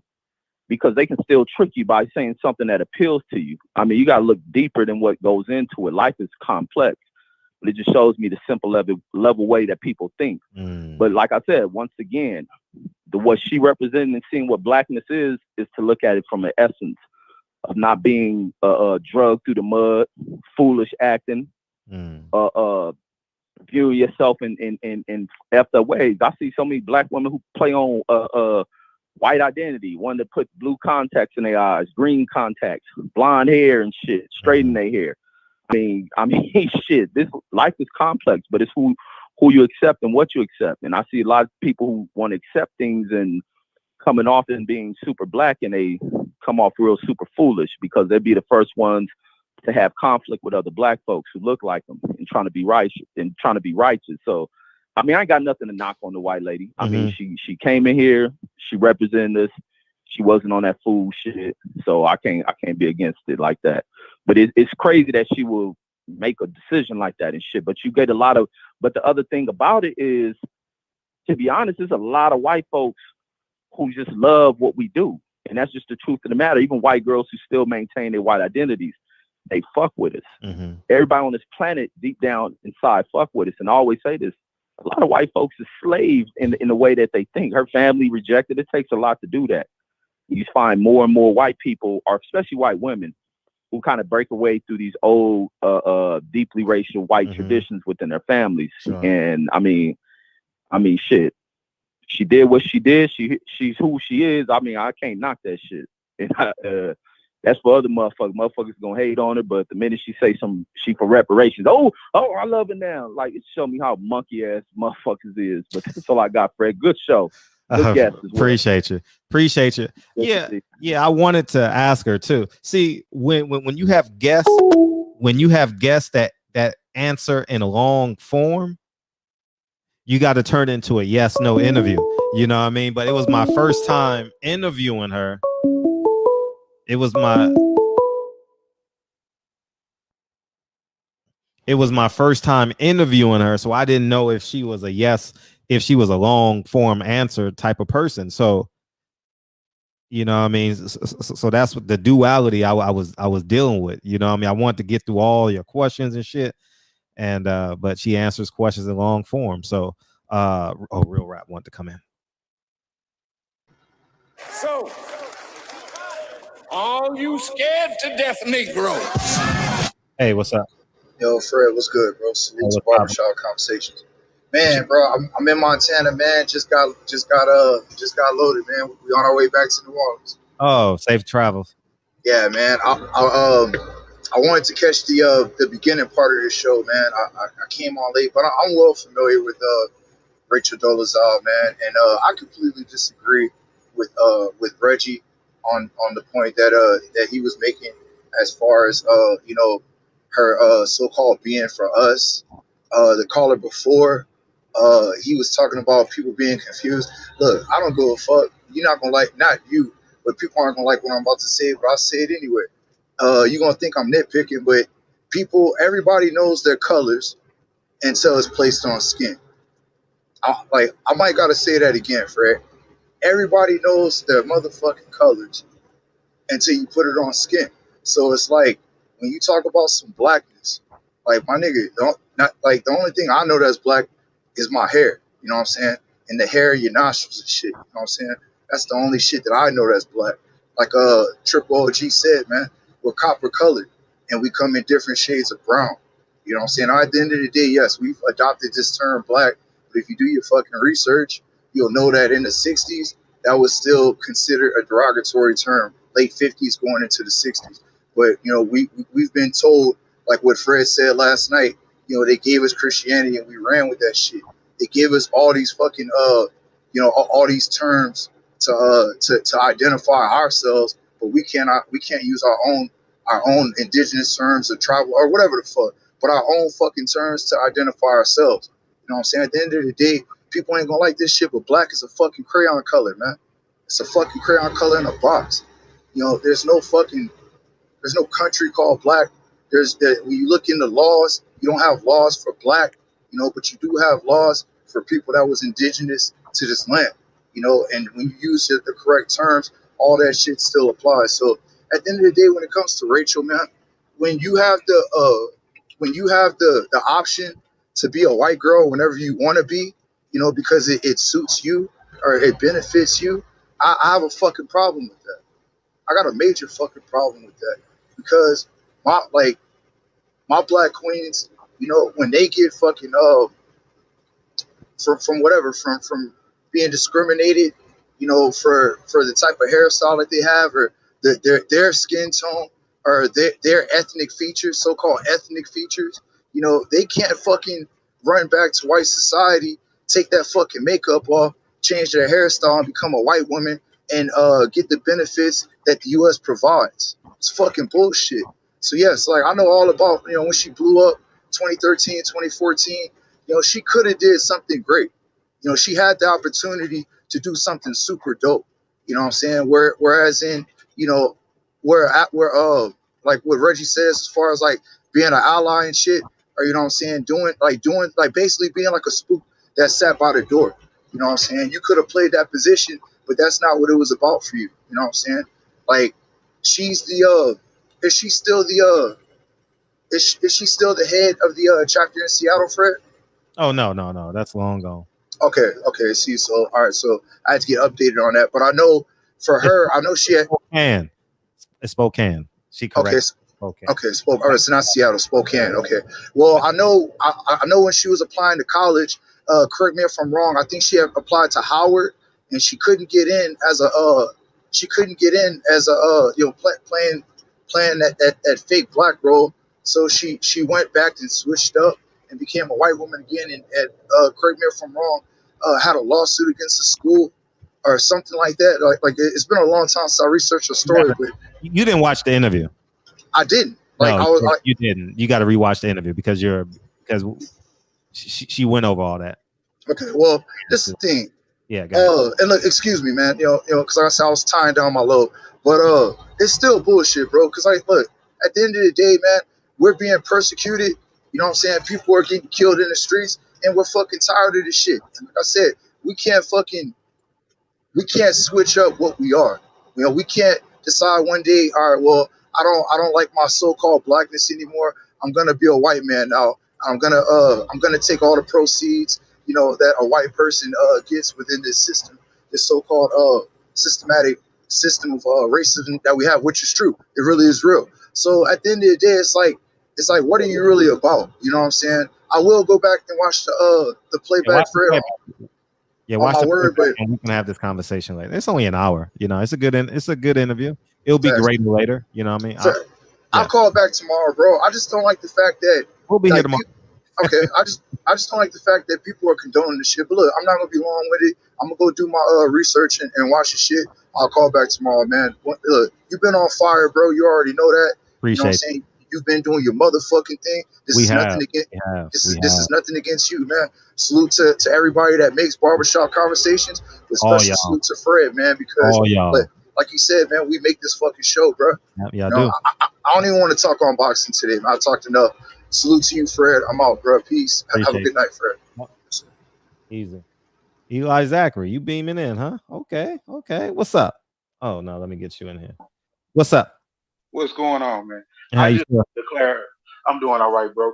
Yeah, it's my first time beaming in on your I show. know. Reggie got me woke up to all of this and beaming in. So, Go ahead. but yeah, man, I just wanted to clarify my view on. Mhm. I do not. I wish I could have said it to her rather than type it and have it read out, because you never get to convey the real thought and real impression on it. Okay. My thoughts is I don't have anything against her body of work, her passion, or anything like that. It's not a knock on her saying she identifies as being black, but you lied and told people you were black. And for all these years, all of your body of work was built off a lie. So it makes your integrity questionable. And then when you come back, you victimize yourself and saying, instead of saying, I understand where you all are coming from, and I did not mean to lie to you. This is just how I identify. And to me, this is all it is to me. I completely understand. I completely understand. It's an in your face. Take it. This is just me. Like there's no reality. Like you separated from reality.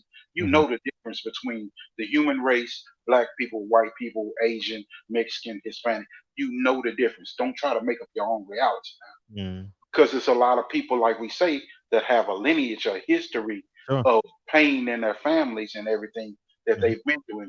And it doesn't take away from how you feel and your passion of your work and how you want to work with the community. That's something that's really like we can all find joy in that, a peace in that. To saying actually somebody that like actually wants to understand where we come from, actually want to treat us like human beings, actually has some humility. But don't sit up here and lie to us, and then sit up here and say, "Well, I identify." It's just a play on words because people are questioning your integrity. Take that back by owning what you did. And as you own what you did, you wonder why those places don't accept you, because it's selfish of you to say that it's about you and what you identify as. Well, there's a whole community of people, a whole race of people out here, a whole generation existence of people that have been facing all of these, adversities and oppression. And you would rather say that you identify. You can't pretend. That's my whole view on it. That's all I wanted to say. I'm short and sweet. But everything that she has worked for, I appreciate it. I can see it for what it is. If there's a hidden agenda, then that would go with the, hey, you lied, your integrity was in question. But that hasn't been proven to me yet. So, that's just my thoughts on it. Appreciate you. Thank you for beaming in. Appreciate you. Don't be a stranger. Hey, what's up? What's up, Fred? Hey, how you feel, sir? What you got? I'm good. Salute to you, man. You another fire when you doing the thing, Fred, back to back. I want to go a little deeper, but we gonna get there next time, man. She was opening up too, so I thought, we honestly had her in a good space. You know what I mean? Yeah. I love like the way how you handle the interviews where you gotta get them, let them sit on the couch. Put your feet up. Let them sit on the couch. Yeah. She wanted to stay too. So yeah, but that's the only thing is that another I just want to agree with a couple of the other brothers. Like he brought up the fact that that she chose to identify as black. She chose to, when people put that on her, to accept it. And she chose to say, well, I know what the truth is, but I get to change around the truth. That alone shows that was the white in her. So if she wanted to say that it was black in her and she felt black and oh, because all people come from black people. That white in her made her say, well, I know what reality is, but I get to change reality because I'm white. I know this is your house and you should be able to check your mail and go inside your house. But because you're black and I'm white, I'm going to stand on your property. It's the same equivalency. But I'm not going to keep going and keep, beating a dead horse to make glue. I just want to say salute to the chat. Salute to you again, Fred. Keep doing your thing and keep punching, man. Keep punching because it can't knock you down. They can't do that. They can't do that. I'll stumble into the ropes, and you know what I mean, before I do that. You know what I'm saying? So but yeah, I appreciate you, sir. Appreciate all your support too over the years too. Thank you. Great speaking to you. Oh, he hung up. Let me get him. What's up, TB? Hey, what's going on, man? Hold on, let me mute my TV in the background. What's up? Hey man, I missed her being on, man. I was trying to see it, but I couldn't get on soon enough. What was her excuse for doing what she did? Go watch the replay, motherfucker, and call in tomorrow. How about you do? What other question you got? Well, I'm about to treat you like real rap, nigga. She answered that question already, nigga. well, I listen to real rap. That's why I asked up front. I actually have to go back and rewatch it instead of making accusations because I want to understand the context in which she said it. Now, because I'm intaking information and I'm writing a whole bunch of shit down as she talking. See, I want y'all to see the page that I'm on, so y'all can see it. See, I'm writing a whole bunch of shit down as she talking, so my comprehension is not where it should be. You understand what I'm saying? So I have to go back and rewatch it, or to even answer that question for you. You know what I mean? Be honest with you. So well, there was a couple things I wanted to say when we're talking about white folks that what I'm saying, that I guess we call them interjecting themselves into African American business when it comes to I'm saying cultural affairs and what have you. I just want to say that I'm saying we haven't done so when it, up from slavery or whatever, we haven't done all this stuff alone. We had John Brown, we had Wilberforce. Matter of fact, there's a Wilberforce College out in Ohio. One of the oldest HBCUs. Wilberforce University, right? Is it Wilberforce? Yeah. I think it's Wilberforce University. Wilberforce, Central State, and what's the other one next to it? It's three of them. Wilberforce, Central State. Someone tell me in the chat. Wilberforce. I know Wilberforce is the oldest, I think. But anyways, yeah. Yeah, Wilberforce was. It's funny how you have useless information in your brain. Like it's not useless. Cause some self-righteous black nigga gonna say that ain't useless information, but I ain't said that shit since my freshman year of college. But anyway, go ahead. I mean, you got Wilberforce. I'm saying that's a white man. You know what I'm saying? Who was instrumental in freeing slaves and making the transatlantic slave trade illegal. He was British. Mm-hmm. You know what I'm saying? He was a member of the British Parliament. Mm-hmm. You know what I'm saying? John Brown. Yeah, John Brown. Mm-hmm. Baddest white man that ever lived. You know what I'm saying? Mm-hmm. You talk about racial profiling. When John Brown did what they did, they automatically expected Frederick Douglass to have something to do with it, to the point where they burnt down his house in Rochester, and Uncle Fred had to move out of the country. Uncle Fred had nothing to do with it. Matter of fact, he told John Brown not to do it. Uncle Fred was a student of Nat Turner. He told John Brown not to do it. You want to know who the real conspirator was with John Brown? It was Harriet Tubman. They wanted the black man. You know what I'm saying? And then you got to think of, you know what I'm saying, what could have been with black history. What could have been, what should have been. Had the Moors never lost Spain, what would the Caribbean look like? What would Mexico look like? These are things I don't hear people talking about.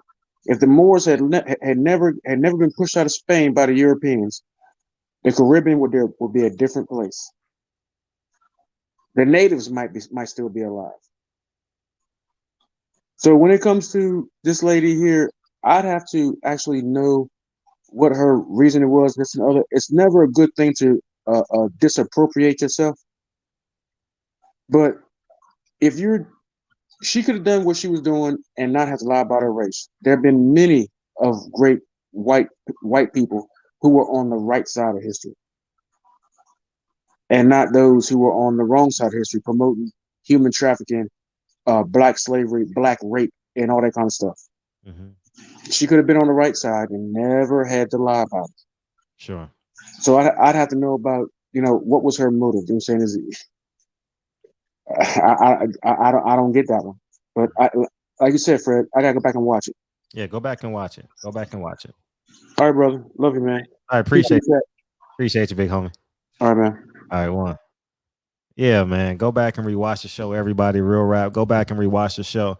That was just the tip of the iceberg. Yeah, man. The obvious question is actually about her saying she's black and all that. We would have got there. We definitely would have got there. And I know one of y'all would have called in and asked that too. And then some other stuff too. I don't want this to come off as but because I'm the host of the show, I want to play devil's advocate as well. Even in her tough time, she's still, in my humble opinion, this is just interpretation. All right. She's not forming allies with her white side. It appears. I'm not going to say she is. It just appears that way. So I find that pretty compelling because as a white person, you can always be white in this country. You know what I'm saying? And the obvious rebuttals is, well, because she's famous or something like that.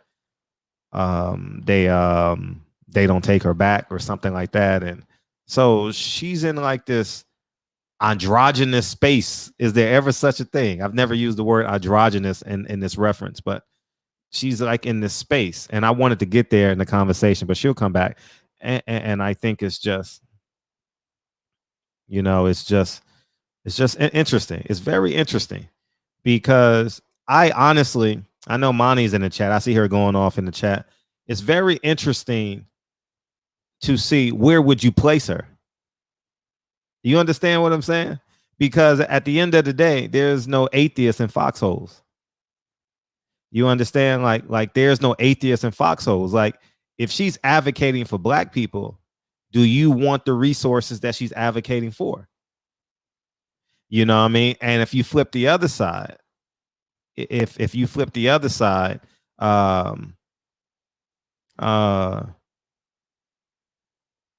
are white people angry that she's advocating for black resources? Like there's so things that I wanted to get into that we couldn't get into because of time. But it's real interesting to have these complex physiological, psychological type. I don't often have like these real psychological type of conversations, but I think it comes back to where are we, the chicken or the egg? You know what I mean? Are we one race? You know what I mean? Like these are real conversations that we often don't have. You know what I mean? So and that's why this place is special. That's why the barbershop is sacred, because this nigga is about to come in and just act a fool and talk about shit that nobody's even thinking about. But go ahead. What's up? What's up with it, Fred? How you feeling? I'm feeling great, man. What you got? Man, you know what? I just want to give a quick shout outs to Barbershop Conversations, the #1 podcast right now, man. Hands down, the best in the business, Fred. I want to tell you, man, I appreciate you, man, all the time. You know what I mean? You're doing a great job, Fred. We appreciate it. You know what I'm saying? I appreciate everything that you do. And, we taking off, man. You know what I'm talking about? And Fred, man, I know you still doing the concerts and stuff like that. Tomorrow night, John West. Okay. I got somebody for you, Fred. You know what I'm saying? Send him my way. Okay, his name is Chubby Jag. My boy Chubby Jag. He from South Central LA. He's a rapper. He was signed with Cassidy. He just had a battle against Math Hoffa. I don't know if you keep up with battle rap, but he just beat Math Hoffa. Reggie Owens knows exactly who he is. He from the hood out there. We from the same neighborhood. Chubby Jag. You know what I'm saying? From South Central LA. I want to bring him to the barbershop so he can do a concert. If that's cool with you. Yeah, have him DM me on a IG. Yeah, IG. Okay, I got you. Yeah. But he got bars, Fred. The kid, he rapping his ass off. As long as he's better than you, we Gucci. I mean, excuse me. Hey, he got bars. He's from LA. The nigga got bars, like crazy ass bars. Okay. I got gold. So we'll put it together. Okay, for sure. I just want to throw that out there before I get into the topic. Gary Russell Jr., Fred gave you until Tuesday. You said Monday. Tuesday. Last time I checked, tomorrow is Tuesday. It's Tuesday somewhere in America. But I will say this. Since we got the concert, I'll talk about it Wednesday. We'll talk about it Wednesday. We got Sergeant Dorsey coming. Give him an extra day. Fuck it. Give him another 24. Give him some extra time. That nigga need all the time he can get. You know what I'm saying? Monty, beam in, because I'm very interested in your Beamer in with me though. Beamer in at the same time. Okay, Bonnie, beam in. Yeah, beam in. Nah, you know what? I don't love the Gucci, but when you've been saying that shit for 10 years and shit, you know what I mean? 10 years, you know what I mean? For over a decade, it's hard to break, you know what I mean? So I don't mean it. Like I'm never buying Gucci again. You know, I'm never ever will I buy a Gucci belt. I'm not spending $500 on a belt no more. $1,400 on a pair of shoes. That's stupid. Yo, Fred, check out my boy Kevin Brower in the chat. He said Chubby is the GOAT when it comes to battle rap. You know, they know him. They know him. Mm-hmm. He got tracks too, for sure. He got plenty of tracks. You know what I'm talking about? But yeah, he can rap, man. The nigga nice as fuck, man. But Gary Russell, stop ducking the fade. Sign the motherfucking contract, nigga. You went ghost on us. You went ghost. We gave you everything you asked for, nigga. Gross, hey, man, let your nuts hang, man. For real, Gary. Stop with the bullshit, man. You've been bullshitting your whole career, bro. You know what I'm saying? The last 2 years, Gary Russell, you fought against fucking Kirko Martinez with 9 losses, and you fought King Tug, my nigga. We never heard of these guys. And that's in the last 2 years. If you're going to fight once a year, nigga, at least fight somebody we know. Fuck the bullshit, nigga. Fight another brother, Gary. Stop ducking Devin Haney. Devin Haney going to beat your ass. Devin Haney going to beat the fuck out of Gary. He gonna beat the cap out of him. He gonna beat all the cap about this nigga. Hey, Fred, this nigga went missing in action, man. Come on, Gary, nigga, let your nuts hang, nigga. Come on, bro. Fuck the bullshit, nigga. Accept the contract, nigga. Don't get quiet now when you get the contract, bro. Fuck that, nigga. You was talking all that tough shit when it came to Crawford, my nigga. You said something from 15 years ago was personal, nigga. Come on, bro. Devin Haney said he gonna end your career. Now that's personal. Keep that same energy, bro. Fuck that. Gary, call the show, nigga. Stop ducking, nigga. Call the show. Come on, bro. I know you listening. Batman, where you at? Where you at, Batman? Call in. Fuck that. We need some answers. But Fred, I appreciate you. You know I had to roast little Gary ass. You know I had to roast little Gary. Or should we call him Scary Gary? Or should we call him Mr. Cat? Or is it Catman? We don't know. You know what I'm saying? But I know one thing. Hey, I'm going to leave at that. I made Fred laugh, nigga. I'm going to leave while I'm on top. Fred, I love you. Appreciate it. Reggie Owens, we going to turn up again tonight, man. I might have my shirt off like Tupac. You don't want to miss it. Oh, shit. This nigga going to get a marker and put Thug Life on it. You're going to spell it wrong. Don't spell it wrong, though, nigga. Don't spell it backwards. All right, just want you to know. Anyways, get out of here. So, Fred. Hey, Fred, much love to you, man. Appreciate everybody in the chat, man. We in here, man. H Money, Mr. The Zone. Let's get it. We out. One. Hey, you know, H Money is like the retarded kid in class and shit who gets 5 minutes at the end of class to do what he want, play what he want. You give him the extra. Okay, if you just be quiet and do your work for like 40 minutes, the last 5 minutes you can have free time. And he's that 5 minute call, that free time 5 minute call. He always bring the energy. We appreciate you, man, for real, man. What's up? What you got? Oh, by the way, D Bevel. Hey, how you doing? D Bevel the champ says, okay, I got to do my reading right. I don't know why I've been reading so fast today. I'm officially considering myself white now. I want my privilege by tomorrow. Salute. LOL, Fred. I even said that backwards. LOL. Salute, Fred. What you got? What you got on this? I'm gonna go back and watch the replay. Uh-huh. I missed the entire interview. I lost. Oh, there was no point even you interview. But I see you going off in the chat. So I'm like, man. But I'm going off because people are defending. I don't know what she said. I really don't give a damn what she said. Mm-hmm. I have a problem that my brothers are defending the shit. As a black woman, I feel like y'all are. I'm talking about the men that are defending her, whatever their stance or reason may be.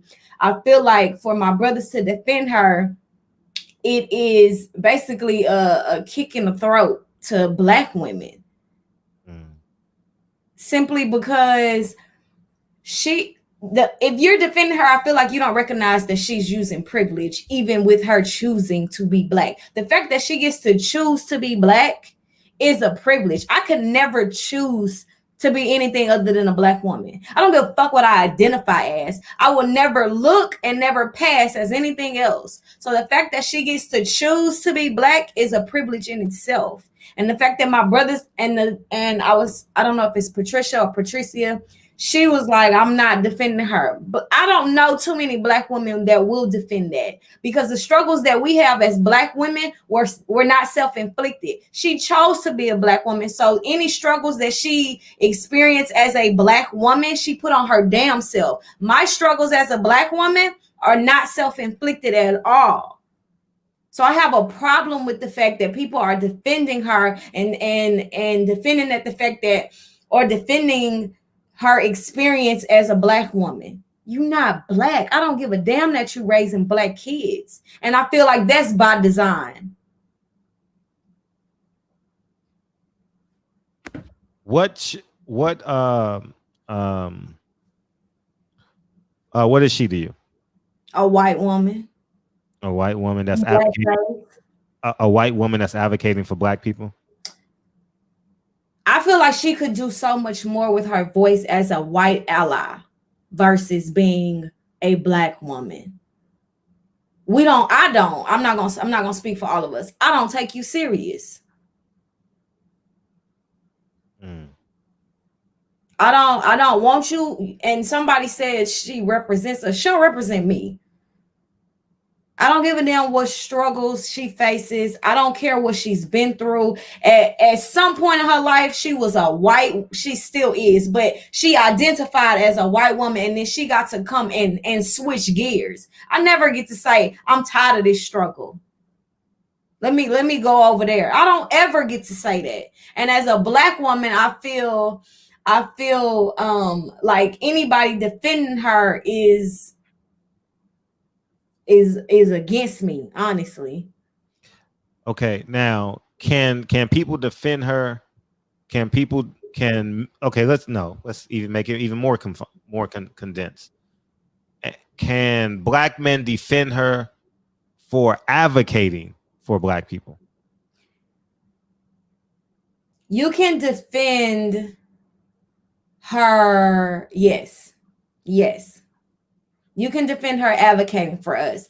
But in defending her advocating for us, I need you to understand, because I'm not even going to defend that.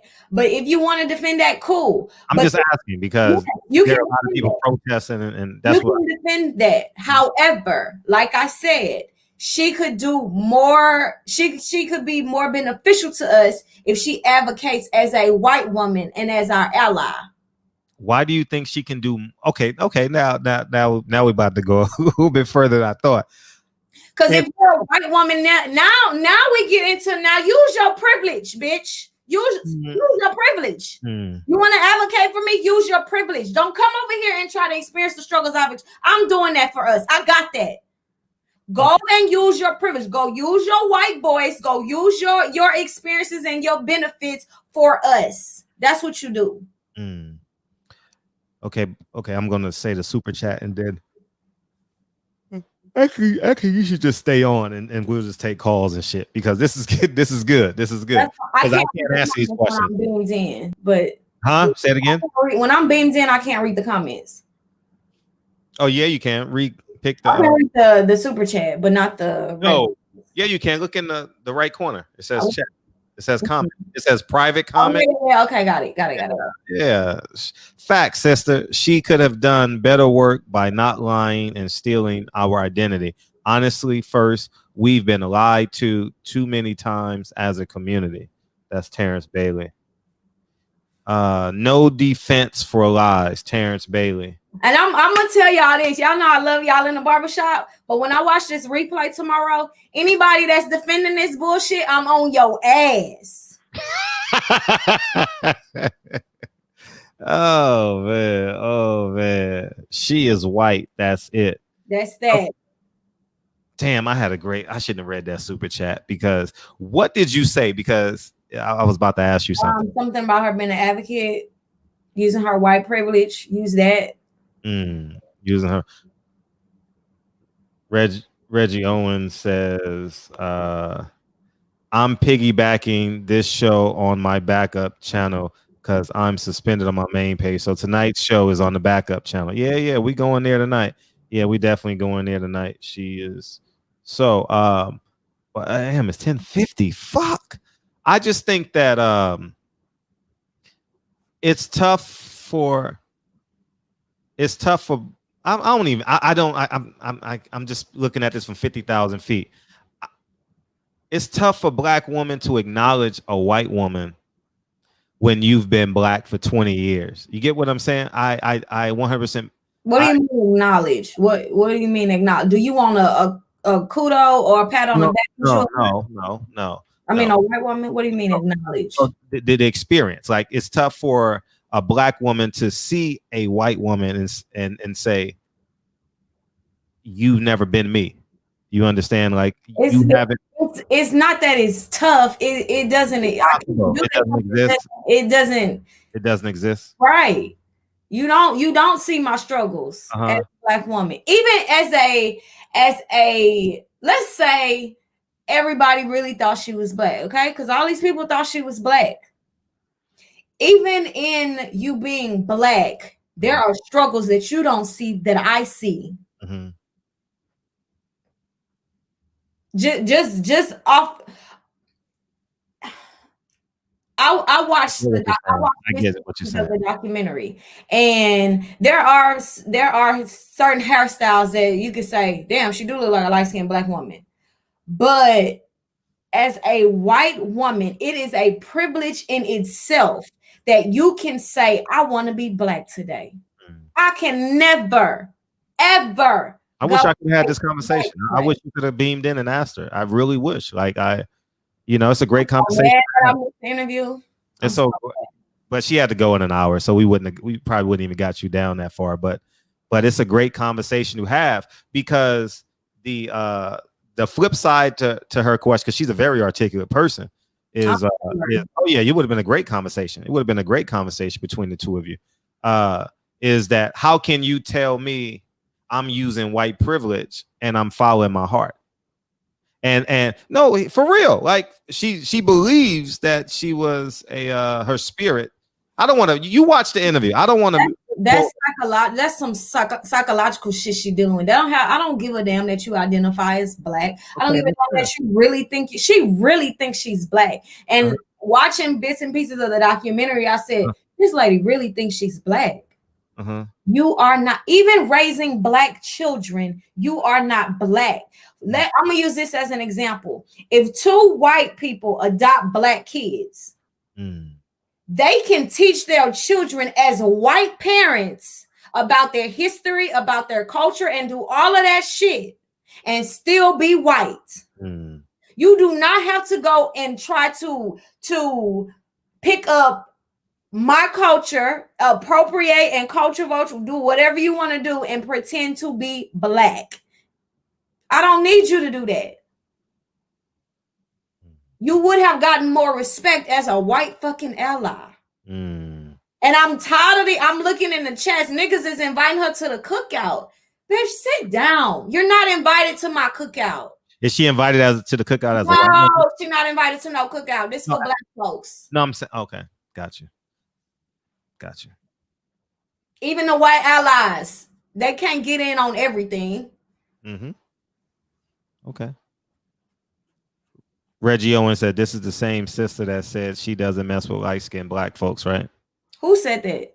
Reggie Owens is talking to you. Oh, who said what, sister? I said that. Yeah, you said that. I never said I don't mess with light skinned black folks. You just said you're attracted to the darkest man in the room. That's what you said. That don't mean I'm not. I don't mess with. No, I'm just saying what you said. I remember the conversation. I don't think you meant it like in a.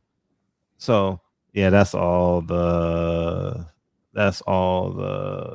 Damn. Okay. Yeah. Big shot Bo. Am I racist? Black people can't be racist. Damn, Reggie, you two didn't give you your white privilege. Yeah, you know what I mean? How do we, and here's a great question, because of the America we live in, it finally came back to me. How do we know she's a better, for real, this is a real question. This ain't me being devil's advocate, but this is me looking at America from 50,000 feet, Monty. And you guys feel, oh, I closed the phone lines. I'm sorry, because I forgot you staying on. So let me just open. I'm sorry, guys. I'm like, why the phones ain't ringing? What was the question? No. The question is, how can we prove that a white person is better off serving us using their white privilege in America? Well, what are we comparing it to? If we're comparing it to white people pretending to be black, you can't compare it to that because we don't have many examples of that. But if you're, go ahead. No, I'm just saying, I'm just moving the chat down. I'm just saying, if we've had 44 of our 45 presidents have been white, right? And we are still being assassinated, underserved, underfunded. But were they allies? No. I mean, a president got to be called an ally. Who said? We had a black president. Look, don't get me into that. No, what I'm saying is, from a fundamental perspective, a president has to be a black person's ally because he's the president of America. That doesn't mean anything. He's from the root of it. Like a senator is supposed to be an ally to a black person. Supposed to be is not the same thing. Just because you're the president of America does not mean you're an ally. Really? Because we have reparations. No, I'm thinking in modern America. I'm having a real conversation. I'm having a real conversation back. No, but I'm talking to the chat too. I'm sorry. I'm talking to the chat. They think I'm capping right now. I'm not fucking capping. I'm serious. If a white person is in power, okay, look at your city council in your city, right? They're supposed to be an ally to every citizen. So they're supposed to be an ally to Mexicans, Asians, white. So from that perspective, how can we say whether from a black male's perspective, how can we use our white privilege? How can they use their white privilege better? How can they white privilege be better served on that side?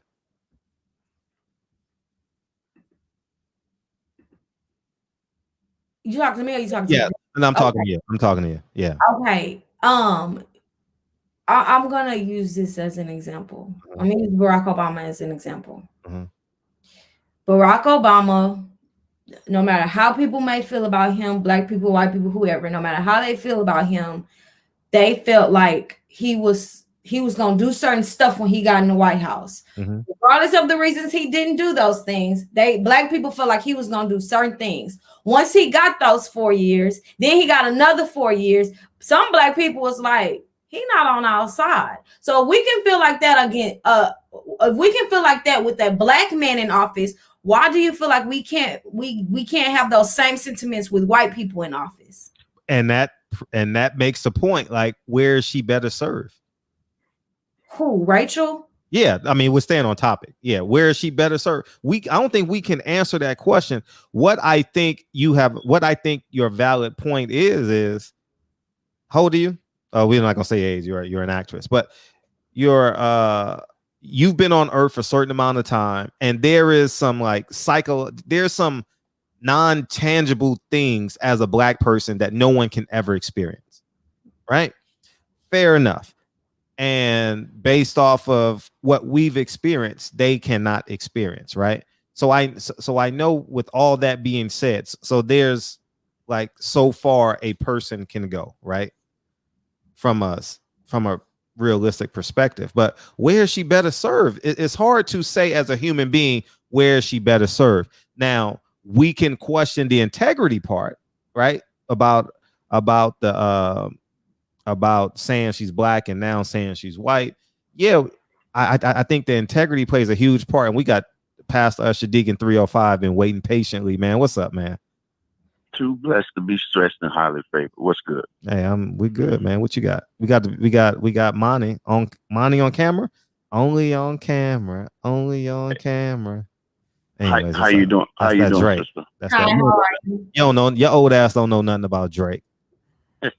And you don't use cameras anyway. When you don't use cameras after you close your door anyway, huh?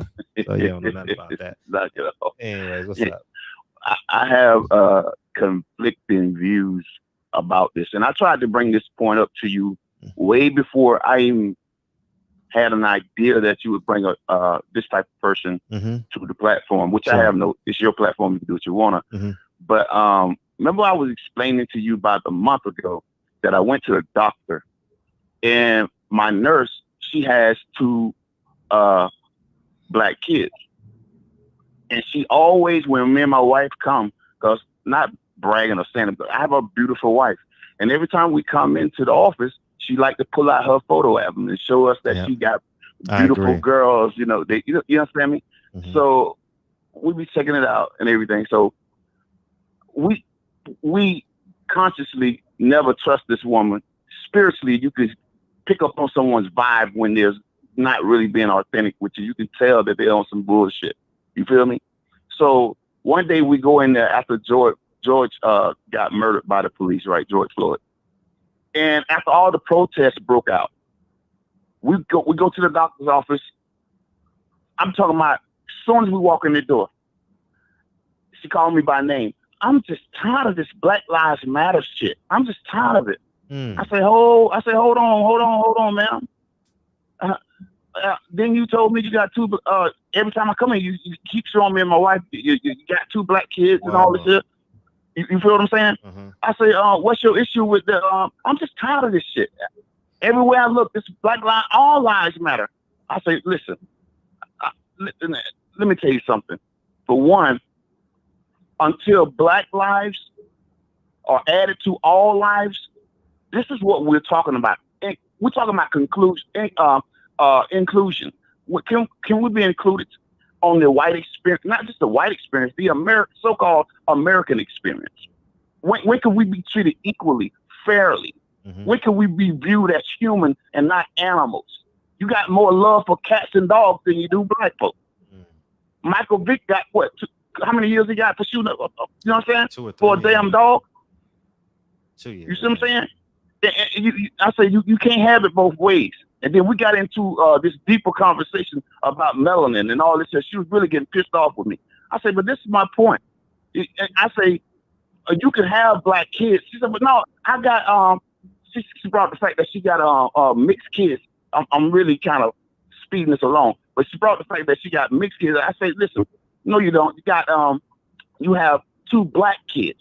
No, I don't. I got 2 mixed, I got 2 mixed kids. I say, pull out your birth certificate on those kids. Tell me if any birth certificate in America has something that says mixed kids. They're gonna either be black or white or what have you. They're not gonna say anything about some damn mixed kids. You get my point? So we got into to that discussion. I say, this is my point.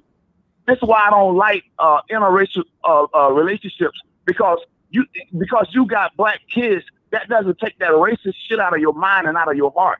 See what I'm saying? You black kids are being raised by racists. So this is my thing about black men and black women going outside of our race. Because at the end of the day, they're still gonna be who they are. And that shit, like what happened with the rice, that shit comes out of these folks, man. And that I had to witness that shit. See what I'm saying? And it really pissed me off. And we got into a very deep conversation. And it wasn't shortly after that, Nick Cannon come out and he's talking to Professor Griff. I mean, it was like a confirmation. You feel what I'm saying? And the next time I went to the doctor's office, I knew she'd seen it. And just in case she didn't, I pulled her phone out. I made her a little more pissed off. I didn't give 2 fucks about it. You know what I'm saying? It's just the point, man. We have to stay vigilant. Listen, I come from a black woman.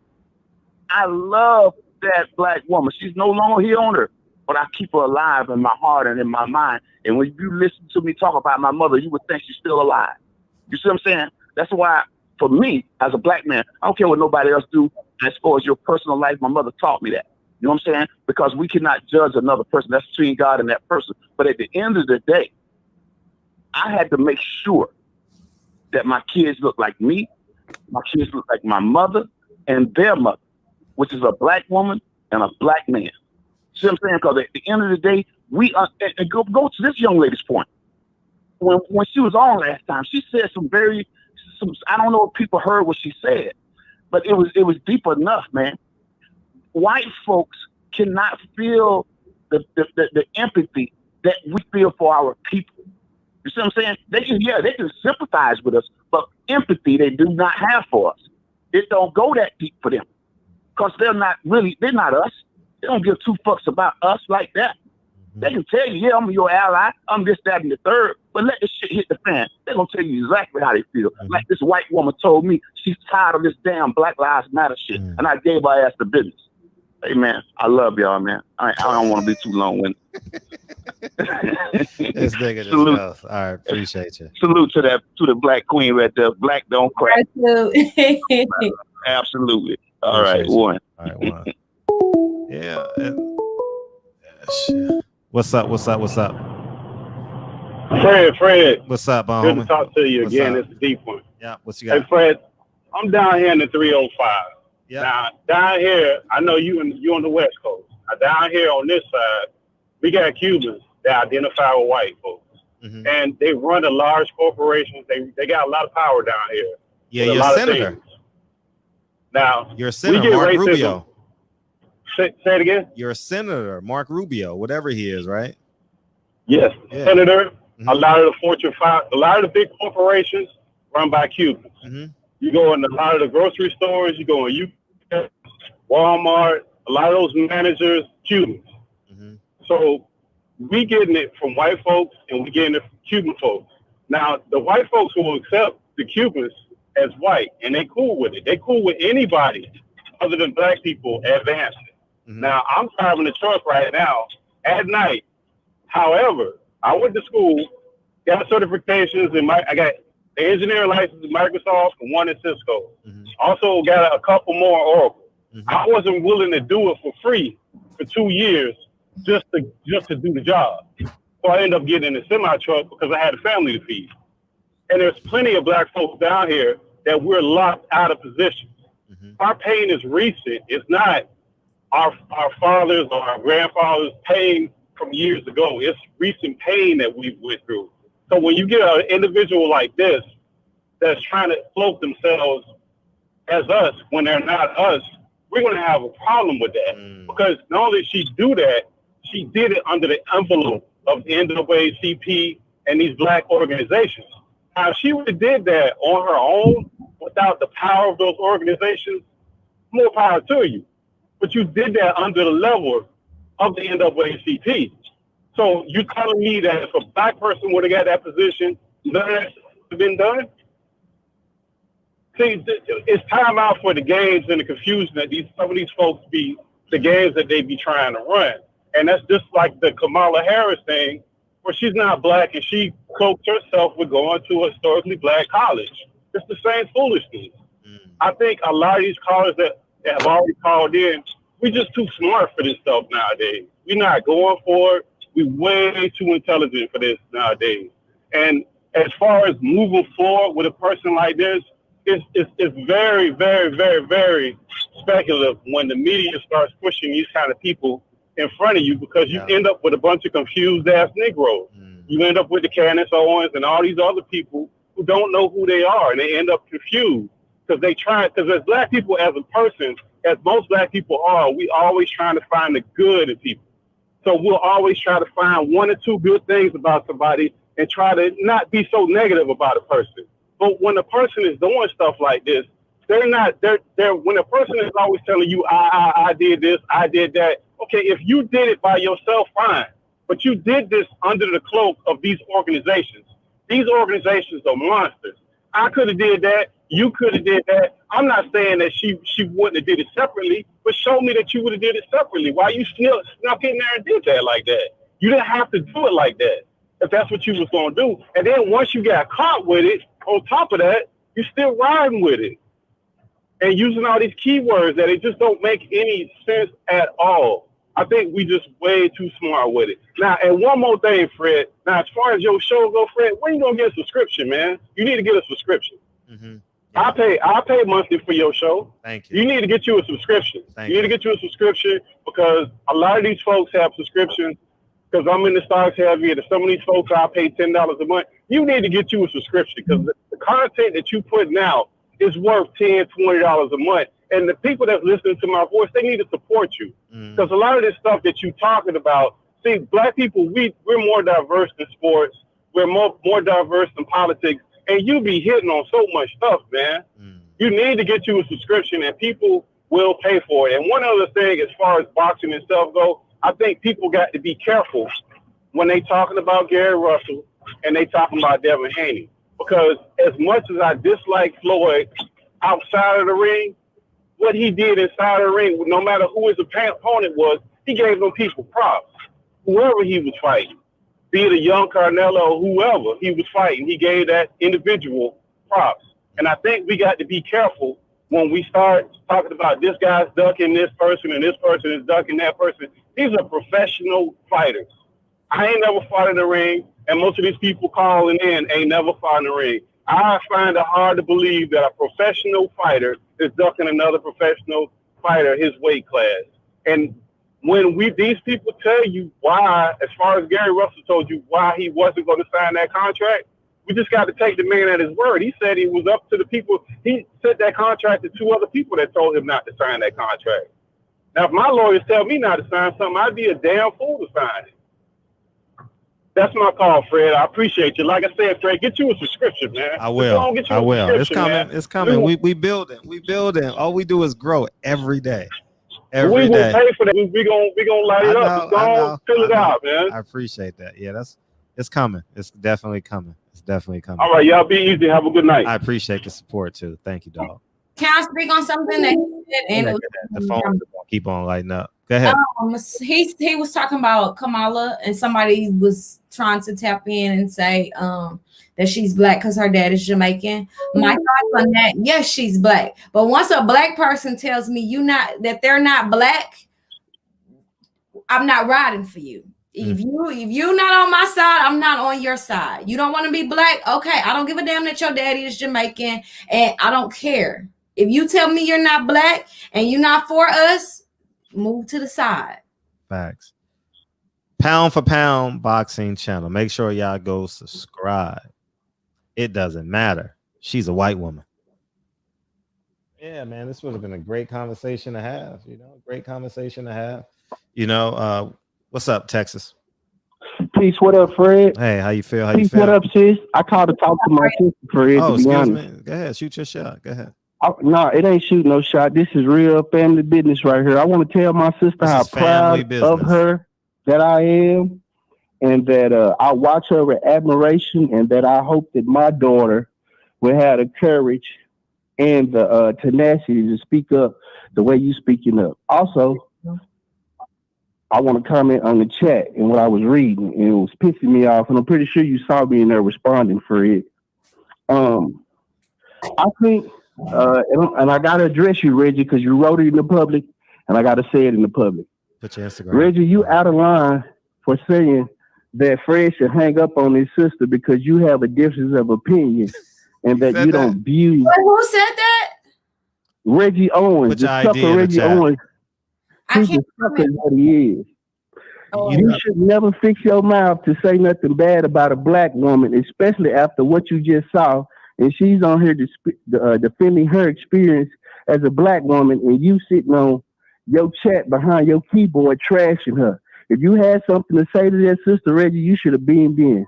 But that's foul, and we need to start protecting each other. So that's all I want to say. And I want to say, sister, keep your head up because you got dudes out here, especially a lot of black men. We're not as developed as we should be. And a lot of that is because of our life experiences. So you got to overlook us a lot of times, sis. I just trying to Wait, I'm sorry, I didn't hear you, sis. I said I just charge it. I have faith in y'all. So well, whoever miss it ain't for me. It's cool. I'm good on that. But I know, and Fred, you can attest to this because I'm darker skinned. Darker skinned people, we get second looks, so we get looked at different because of the stigma that comes with the darkness of our skin. Mm-hmm. And when I see that, I don't appreciate it because it's a psychological thing that goes on in our community that we gotta stop. And the thing about that, we always got to look at the hidden hand, like that brother said at first. She was talking to Rachael Dolezal was talking about her.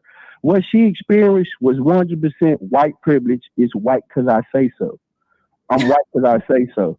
None of us get the experience of going in and out of different races or anything like that. We have the wrong uniform on. Our uniform is our skin, and we are easy targets. We don't have the right to blend in. We can't go in a room full of people and blend in. Irish, Italians, those people can go in a room and blend in with each other. We can't. So we have to act accordingly. And I just think we need to get on code. But sis, I just want to call in. I kept calling. I'm even at work too. Shout out to the third. But I just want to let you know that I admire your tenacity and I see the spark inside you. And don't get with none of these sucker ass dudes who can't handle that because they are not developed. And I'm gonna do my best to try to develop my son, and hopefully my son will be worthy of a woman like you. Fred, I'm out, man. Shout out to the third. Let's get free, man. Appreciate the platform, Fred. All the time. I love you, sister. Peace. All the time. All the time. I love you back. Oh shit. Shut up, Fred. Hey, you from Texas, right? I am. Oh, was he? Yeah. I'm from Houston. Big Dog Willie. I don't know. He from Dallas. Big Dog Willie. Why y'all hating on Rachael? Because she's the best dominoes and spade player west of the Mississippi, and she makes better mac and cheese than black woman. Yeah, why y'all hating on her? She makes good mac and cheese. You know, yeah, these phone lines are hot. Damn. You ain't even supposed to know what her mac and cheese tastes like. You ain't supposed to know she can play space because she ain't need to be at the cookout, nigga. What's up? What's up, 202? Yo, what up, Fred? This is Nah again. All right, what's up? Yeah, what's up? Yeah, I just wanted to point out a couple things. Okay. Salute to the sister in being there on the panel. Hi, how are you? All right. How you doing? All right. I think I need a commercial break. Monty, you talk to this nigga that's talking like this. I think he I don't know if I can talk to a nigga that's talking like this right now. You know what I mean? What about talking? Yeah. I don't know if you licking your lips. I don't know what the fuck you doing, but I'm like, nigga, you ain't talking to me, dog. Like, go ahead, man. No, you got it, man. Nah, go ahead, nigga. We at the barbershop. What you got? No, I was just saying for like the people that's advocating for or whatever, like her reparation stance is because she got a stance for reparations or whatever because she gonna benefit from it. Her children, they're gonna get it like she said. Her husband, they're gonna get it like she said. And I feel like it's gonna be another situation where like those, like she said herself, those $5 Indians where they just buy their reparations. I got a great grandmother that got raped by a white black man or whatever the case may be, and they in my family, so now I get reparations. You know what I mean? So that was one of my points. Also, like her exit. I believe what I believe. I believe in the Bible, and the Bible say the Spirit bears witness. You know what I'm saying? So, like, she got out of here kind of hot because it looked like she was getting a little hot, and her skin was turning red or whatever the case may be. I think she's well equipped to answer the question. I really think she's well equipped. No, let me say, and then you can respond. I think she's well equipped to answer the question. we just never. I didn't see any interviews where she can just sink her teeth into the interview and just give her perspective, and we can have this dialogue going in both directions. You know, like the pendulum just swinging. Obviously, you get the disagreements, and it would have been great if Monty could have came on and asked a question, and then Reg come on and ask a question, then you come on, and then, you know, I mean, it would have been great. It would have been a great conversation, you know, and maybe we could have got somewhere with it, you know, but next time. Yeah, I don't doubt that at all. I'm pretty sure she articulate. She went to school. She filed a lawsuit, got the money to get back in school. So she knows how to answer. I'm pretty sure she articulate and she can word the things that she wants to, you know, relay. Yeah,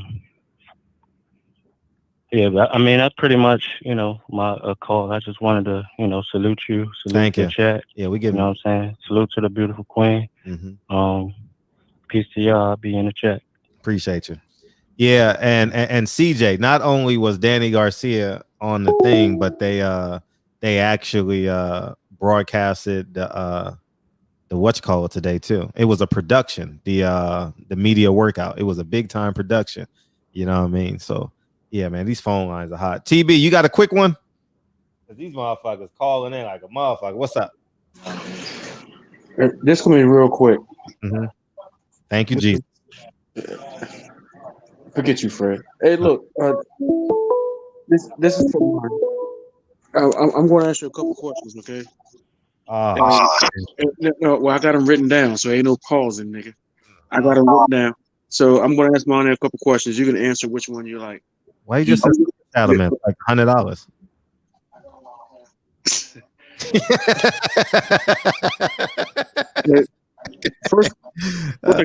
First thing I want to say is, looking at you, you remind me of my daughter Cheyenne, who's also a model. Y'all got the same skin tone, same facial features. You look like my baby girl. She's 20 years old.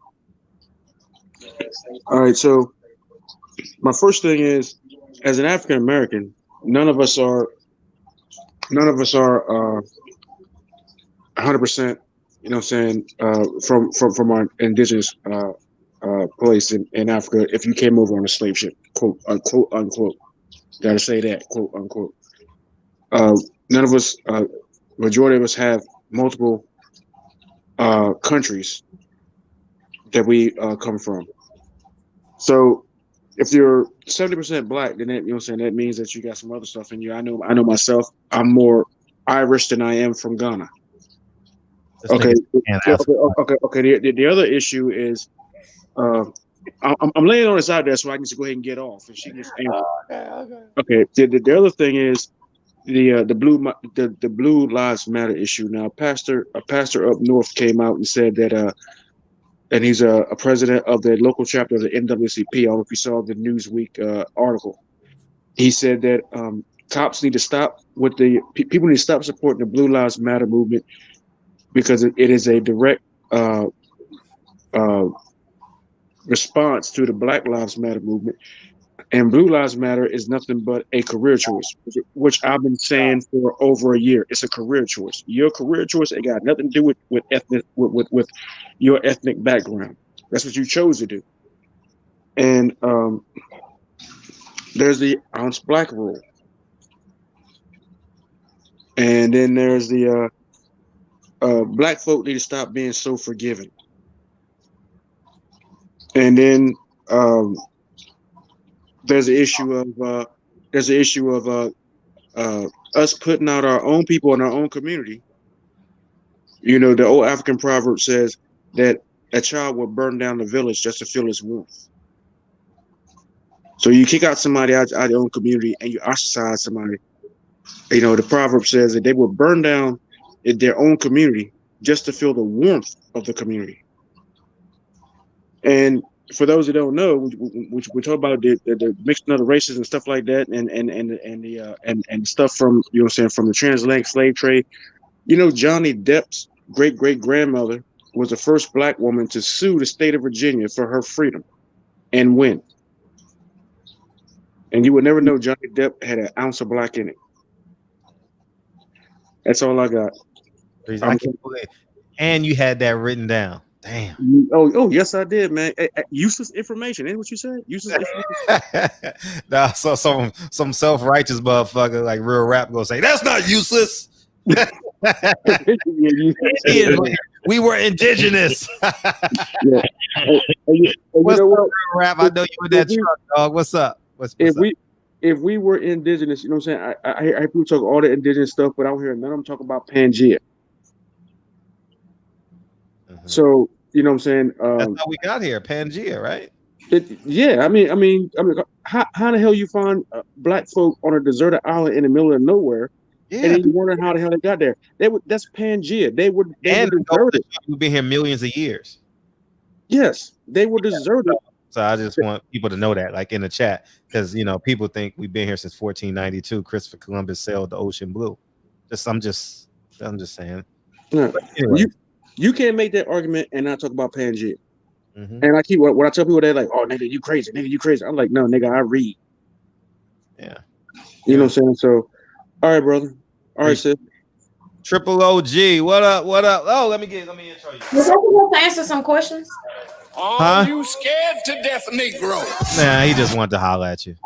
And he has every reason. Here it come. You played my intro. Hello, sister. Hi, how are you? I'm good. I'm ready to drop some history on them. Okay, come on. I ain't but from one place, and that's right here. And my people been here thousands of years, but I'm sure the other ones before me been here millions of years. What I'm getting ready to say is what I wanted to ask that white lady. Did you know about when Christopher Columbus and them other European vultures got here? Did she read in her history book or the history book that they didn't teach in school that they saw copper-colored people in Virginia? Because those people they saw, I traced my family all the way back to there.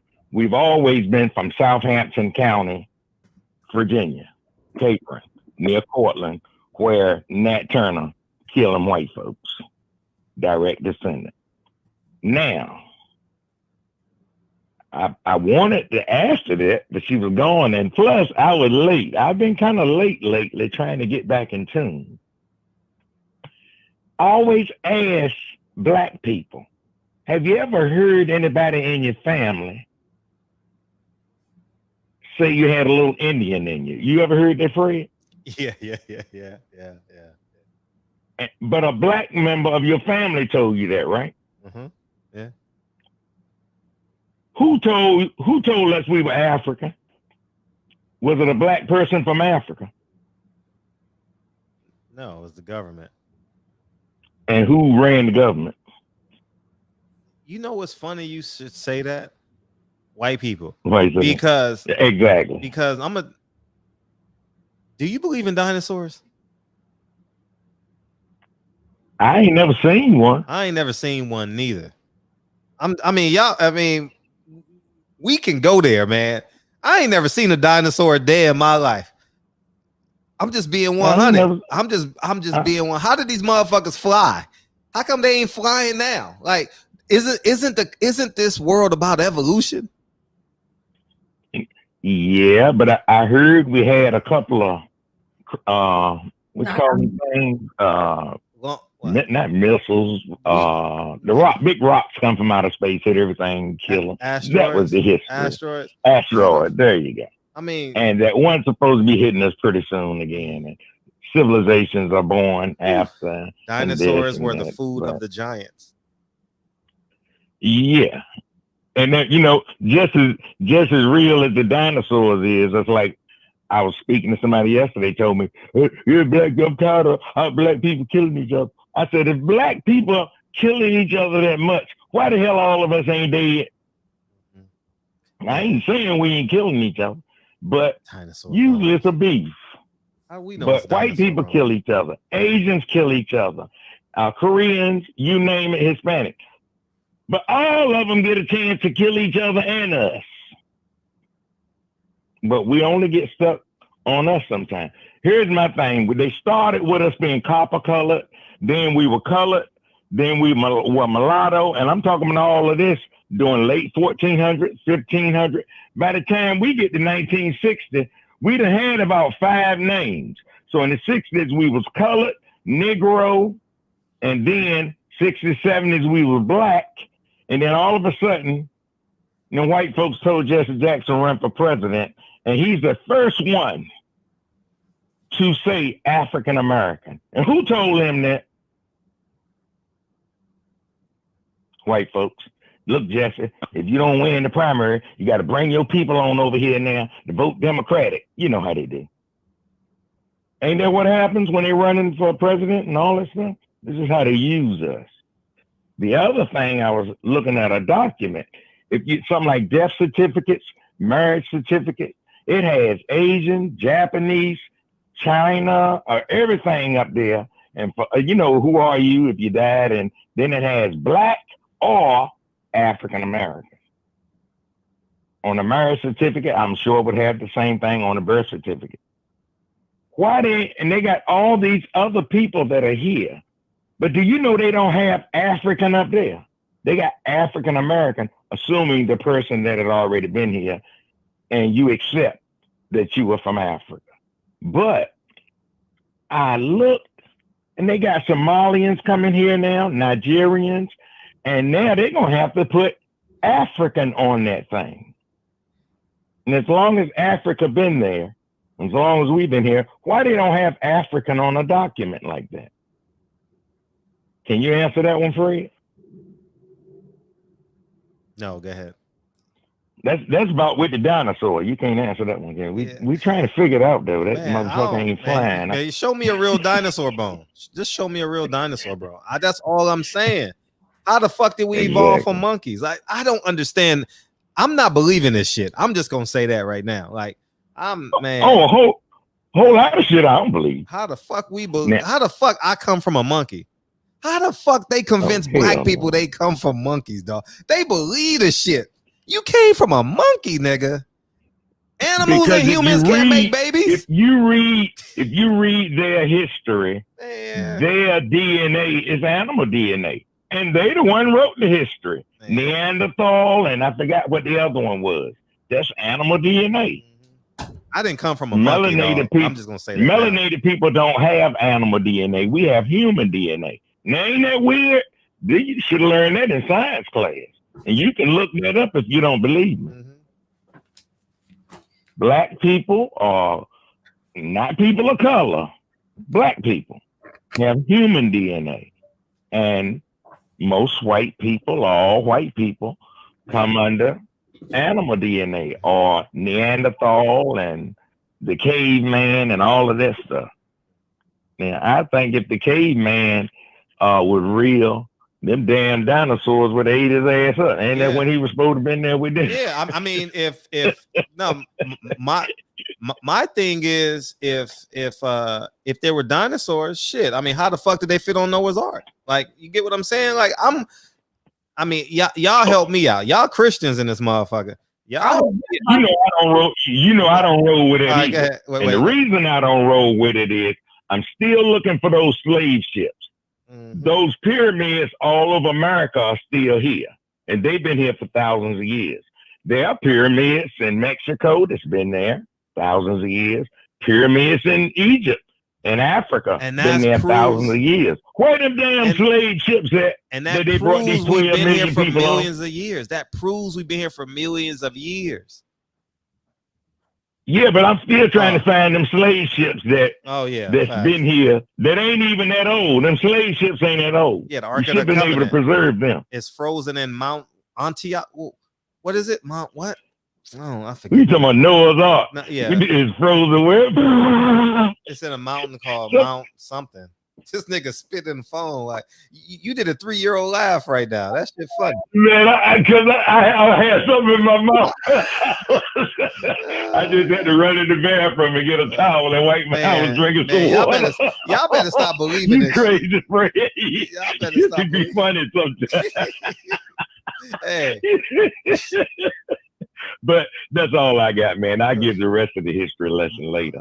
I just want to know, the black people have always heard there's Indian in their family. and it came from a family member who was black. The other thing you heard about African came from a white person telling you. So we were supposed to believe everything they say. And like that, even that song, The History Abolitionist John Brown, born in 1800, they had a song. My mama said she remembered it. John Brown had a little Indian, 10 little Indian boys, 1 little, 2 little, 3 little Indians. He didn't say 4 little, 5 little, 6 little African. They said he freed Indian slaves. Later in the history, they changed it to Indian and African slaves. But at first, it was just Indian. Now, I just want to leave you with that. And I'm going back in the chat, Fred. Love you. See you later, young lady. Bye-bye. Bye-bye. You want to respond to that? Or? I was going to respond to how people believe in dinosaurs. And if people believe in Jesus, then you can believe in almost anything. Facts. Y'all better wake up, man. Ain't no dinosaurs here, y'all. Like, ain't no man. What you gonna call a big bird a dinosaur? I mean, what the fuck? Like, how did big dinosaurs evolve into a little bat? I'm waiting. Someone help me out. I ain't seen a dinosaur. I ain't seen no remnants of dinosaurs. You can't prove those bones are real. Man, they created that shit, man. I'm telling y'all. Y'all keep on believing those. Maybe I'm different, dog. Maybe I'm different. Maybe I'm a truth seeker. You know? Show me a dinosaur in the Bible. Show me a dinosaur on the Ark of the Covenant. I mean, Noah's Ark. How the fuck did we get here? But anyways, yeah. We didn't evolve from monkeys, y'all. We did not evolve from monkeys. Don't believe in that. What is it? Evolution? What is that shit? Nah, man. They don't want you to know your history. You know what I mean? But y'all keep on listening to that shit. Y'all keep on believing Jesus is white and that motherfucker sat at a table with 12 disciples and wine and walked on water. He walked on water. Tell me a human that can fucking walk on water. Born of a virgin. And born from a virgin. If somebody come to you and say, I'm pregnant. Man, these y'all retarded, nigga. Y'all believe anything, nigga. Hey, everybody give me $1,000 super chat right now. Fuck y'all. Yeah, fuck y'all. I'm dying. Yeah, I'm dying. Make it 2,000 and I'm dying. Let me finish my joke, nigga. Hey, I'm dying. I'm literally dying right now. Every second that I live, I'm getting closer and closer to death. I am dying right now. I need a $2,000 super chat because I'm dying. Y'all gonna believe any fucking thing. Y'all niggas better. Man, Jesus was an actor, man. They made that shit up. Man, it's the greatest story ever told, man. How you feel? Man, let me give you some music, man. Is this your music? Yeah, it is. How you feel? You know how I feel, fam. Right. What's up, Manny? Ooh. Oh, damn. What happened? I'm just reacting like her. It's Money. My name. I can't even see. My name is Armani. How are you? Money. How are you? Ain't no fucking dinosaurs here, y'all. That's all I'm gonna say. Right. How the fuck did they build the pyramid? Man, come on, man. Y'all gonna make me snap, man. I can't believe y'all niggas believe that shit. Niggas believe.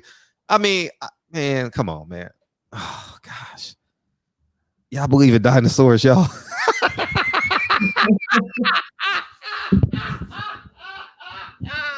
Oh my God, y'all believe in dinosaurs? So God can talk to dinosaurs. There is a dinosaur heaven. That means you could be a good dinosaur and a bad dinosaur. That means dinosaurs gonna burn in hell. Shut up. Yeah, y'all motherfuckers better get the fuck out of here. Because it couldn't be humans here if dinosaurs are here. Ooh, who is Lewis Hinton? Please don't pray for me. I don't like when people Go ahead. What's up, Asia, man? How you feel, Asia? How you feel, man? I already told you how I feel. I know. I'm just reset this so you can get your because you don't like being interrupted. You cursed me out, so go ahead. I mean, you don't give a fuck because you interrupted me and then you're gonna put the penalty of the time on me. You've been on my phone for 18 hours and you took up 15 of it. Okay. My bus. Hey, but when they send you that money in the super chat, make sure you send me my cut now, all right? Because you ain't been paying your debts, Fred. I don't mean to be putting you on blast, man. You ain't been paying your debts, man. We ain't gonna go into details. My debt? We'll talk. Yeah. No, that's unlike now me. Now you want to double down? No, that's unlike me, nigga. That's totally unlike me. Fred. I go through life not owing no one. But go ahead. Oh. We'll talk offline about it. Well, okay. Where my song at? Song. Oh, now my song. And then you yeah, all right. You never sent it to me? The song? Yeah. I'm sorry. I completely forgot for the that's what you forced me to pull you up. Now you owe me for forgetting. You got everybody living like damn. Nigga, we on this motherfucking line, pump faking and shit. Man, like we Bill not in Haynes. jail, nigga. You not gonna no fucking 3 soups, nigga. All right, now I don't want no 3 candy bars and 3 soups, nigga. All right, anyway. What 3? I missed out. But let me get on Rick. I know Reggie Owens wasn't calling in with all that lame shit talking about how I was coming at Sergeant Dorsey, and he up here disrespecting this real one. This real chick that's up here on call, this real queen that's here on call. You don't have to question where she's coming from with it. She didn't work for the slave patrol for 20 plus years and probably got infected with all that. She come with the real. Excuse me for not pronouncing your name right. Say your name one more again so I won't forget it. Mani. My name is Armani. Mani. Right. And I said Manny, but I apologize. Many men wish death upon me. Shut up, Fred. 50 Cent came out to that against Bermaine Stavern too and knocked that nigga out. The fight was shorter than the ring entrance. Imagine that. Anyways, continue. Yeah. No, why are you in there disrespecting? Hang up on her and get her off the thing. He needs to. Because he's a clown. I didn't hear you. He's a clown. I would like him to call in. Who? Reggie? Oh. I don't know who that. I don't know the guy's name. Ooh, Reggie. He here. Oh, he meant what he said. Oh, Reggie don't back down from nothing. That's fine. I would like for him to say, because I didn't back down on the Sergeant Dorsey thing, even though I didn't allow them to give me nothing that I didn't earn. I stood on what I said. I'll send a link, Fred. A temperature to make sure she was on code. Oh, I'll send you the link after he gets off. Coming to her, and the question still never got answered. What question? Which was it? Do you believe in dinosaurs? No, what's it? They said that this is not nothing hypothetical anymore. We all had agreed that there are good cops out there. I don't know if you believe that there's good cops or bad cops out there. Of course. Okay, what you say, good and bad? Yeah. Okay, so you got bad cops out here killing people, black people mainly, since we supporting Black Lives Matter. They say, well, okay, how we gonna stop this? What's the solution? I'm like, well, this is. He ready to talk, and I was like, the obvious solution, since there are so many good cops out here, they need to be arresting the bad cops. You said no? No, I'm listening. I'm sorry. I'm asking her. Oh, okay. You're asking me, should the bad cops arrest? I mean, should the good cops arrest the bad cops?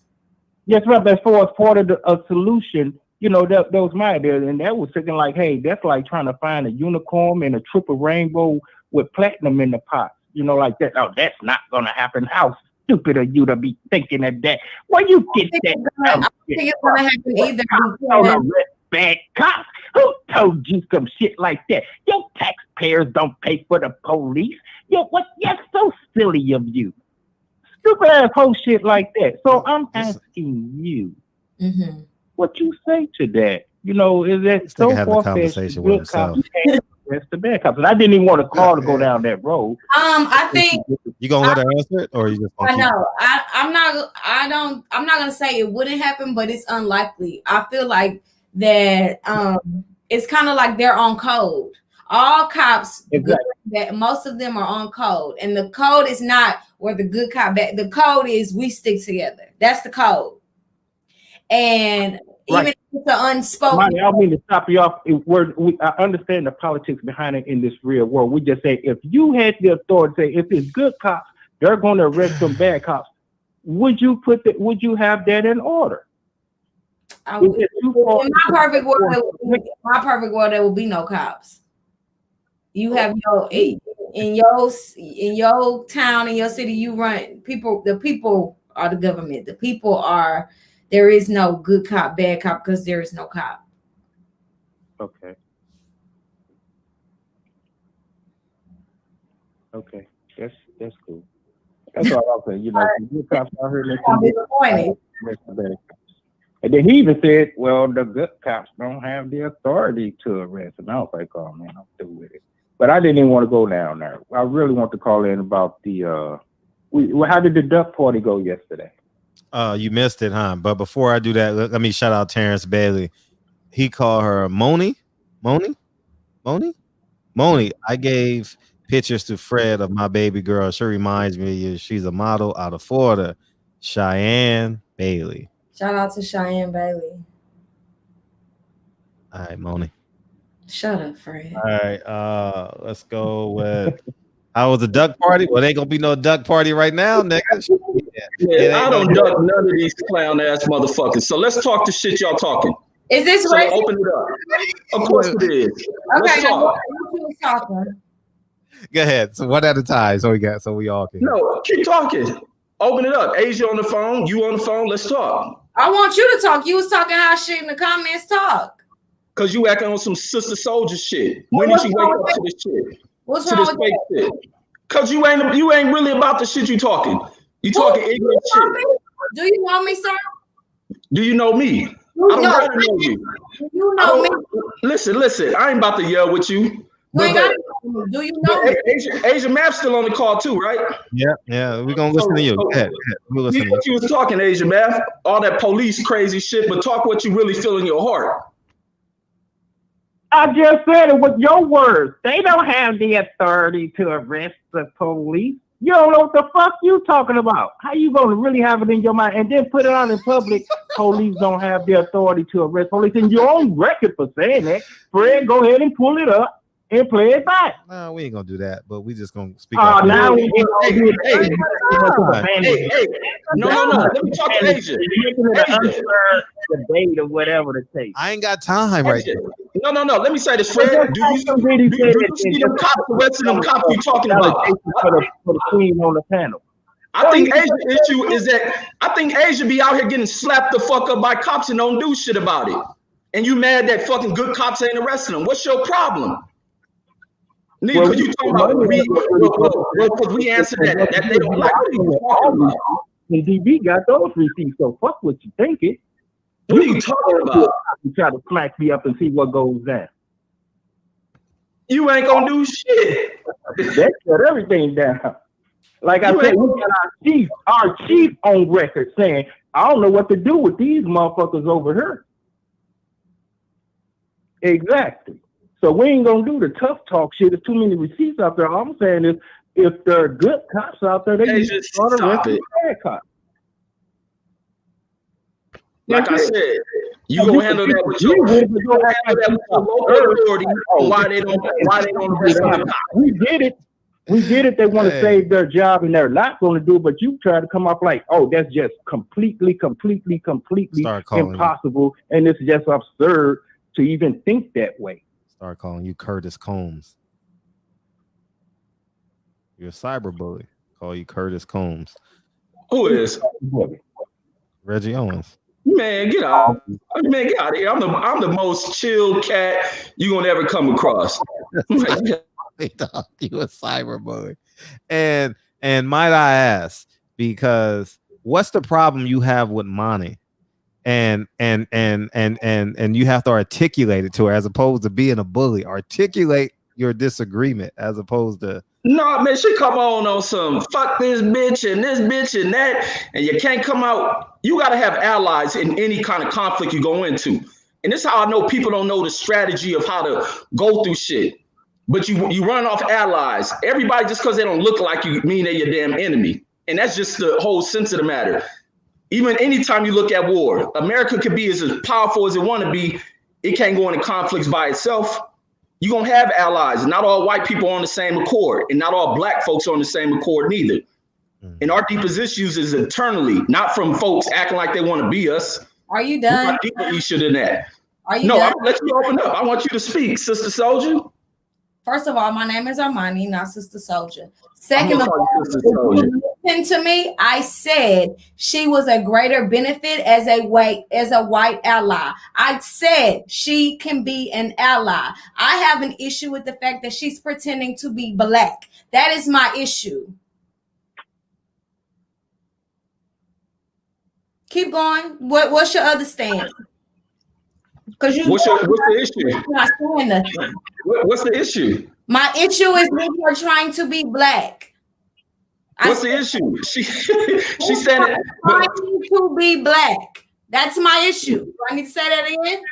So what does it interfere with? Is she against the black causes? Is she acting like a black ratchet? Is she doing any of that? We benefit as her being a white ally. If she wants to promote and encourage and uplift us as a community, be a white woman and use your white privilege. You do not have to pretend to be black. What is it that you're not understanding about that? You can disagree with me, but what is it that you're not understanding? Amani, what you ain't understand? You just talking righteous shit, but it doesn't lead to shit. The lady is who she is. But time out. I ain't about to argue over this white woman with your ass. But listen, the thing is, she stood on trying to be something else. Did she come in on some clown shit? No. Yes.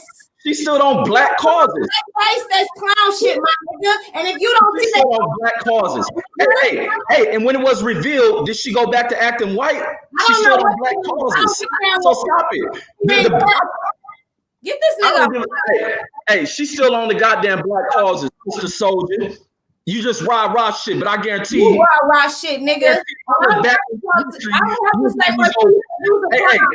And the niggas in the comments letting you know you a clown, nigga. You talking hot shit and you sitting in front of your mouth.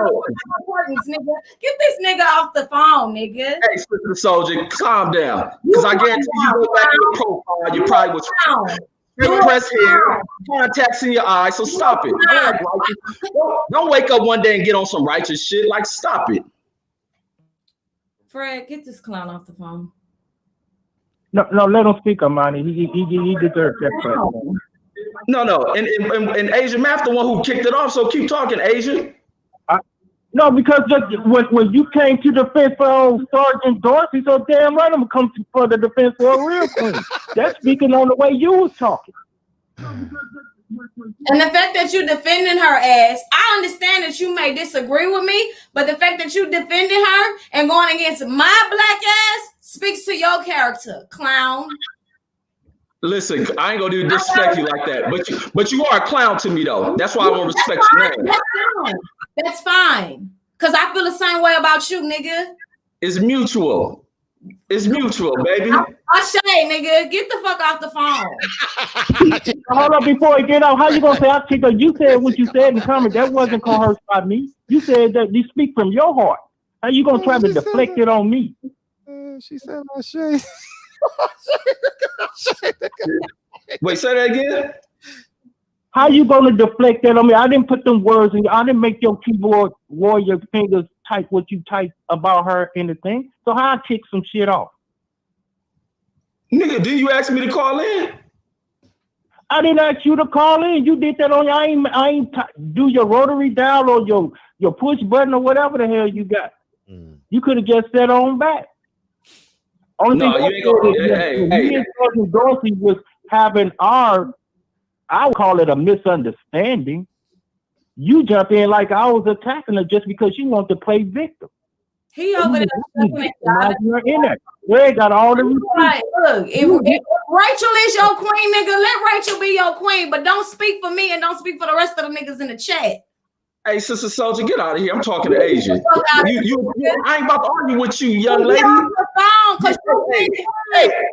Hey, I'm talking to Asia.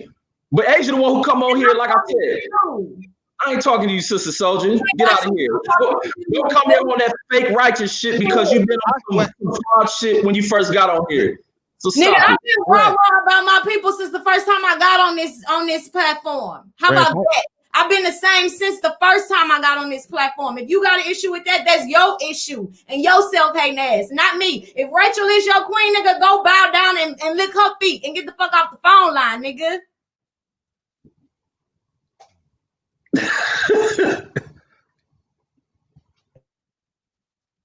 Is that the end?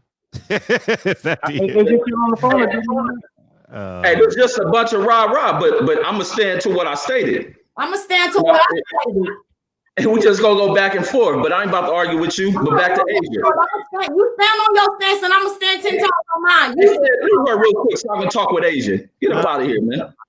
Nah, we'll keep it like that. All I'm saying, Reggie, with us, disrespectful now with it. This look, Sister Soldier, I ain't trying to disrespect you, and I ain't about to kiss your ass neither. You ain't gotta kiss my ass. Okay. Frank, get the phone. But back to Asia. What was you saying, Asia? One last quick second, Rich. All I was saying is trying to deflect me as we ain't about to have this Sergeant Dorsey conversation for 20 I ain't minutes. talking about I'm talking about right now, Fred. Okay, there you go. Okay, go ahead. I'm talking about right fucking now. Okay. I didn't make him say whatever the hell he said about her. Okay. Fuck the Sergeant Dorsey. I still stand on what I said. My mind ain't changed on that. So I'm through with that shit. Okay. Go ahead, man. Damn, you the one trying to go back in time. I'm talking about right now. I didn't make him say anything about her. So what the fuck you talking about? I started this. Can you just say what you want to say, man? And that's what I'm saying. Hey, Fred, I can hold the show, but like I said, I'm gonna be live on my backup channel. We can talk about it. I'm open. Hey, listen, Sister Soldier, before I disrespect you, Red, I'll holler at you, Red. I'm disrespecting this old beating ass shit. We ain't gotta do that here, man. We can't do that. I appreciate you, Adrian.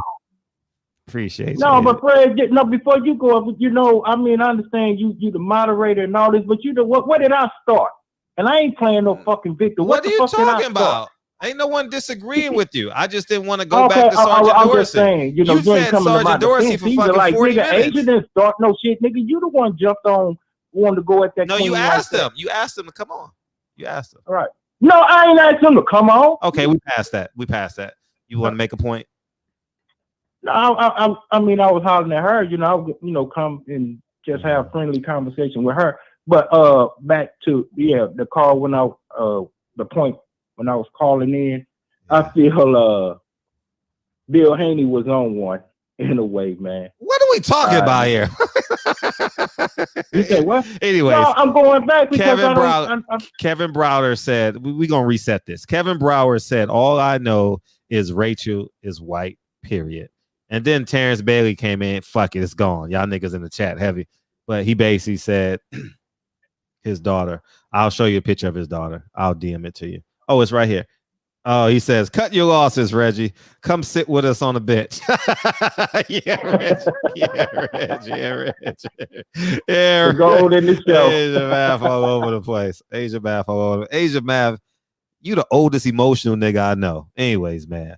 Appreciate you, man. Any last words? You owe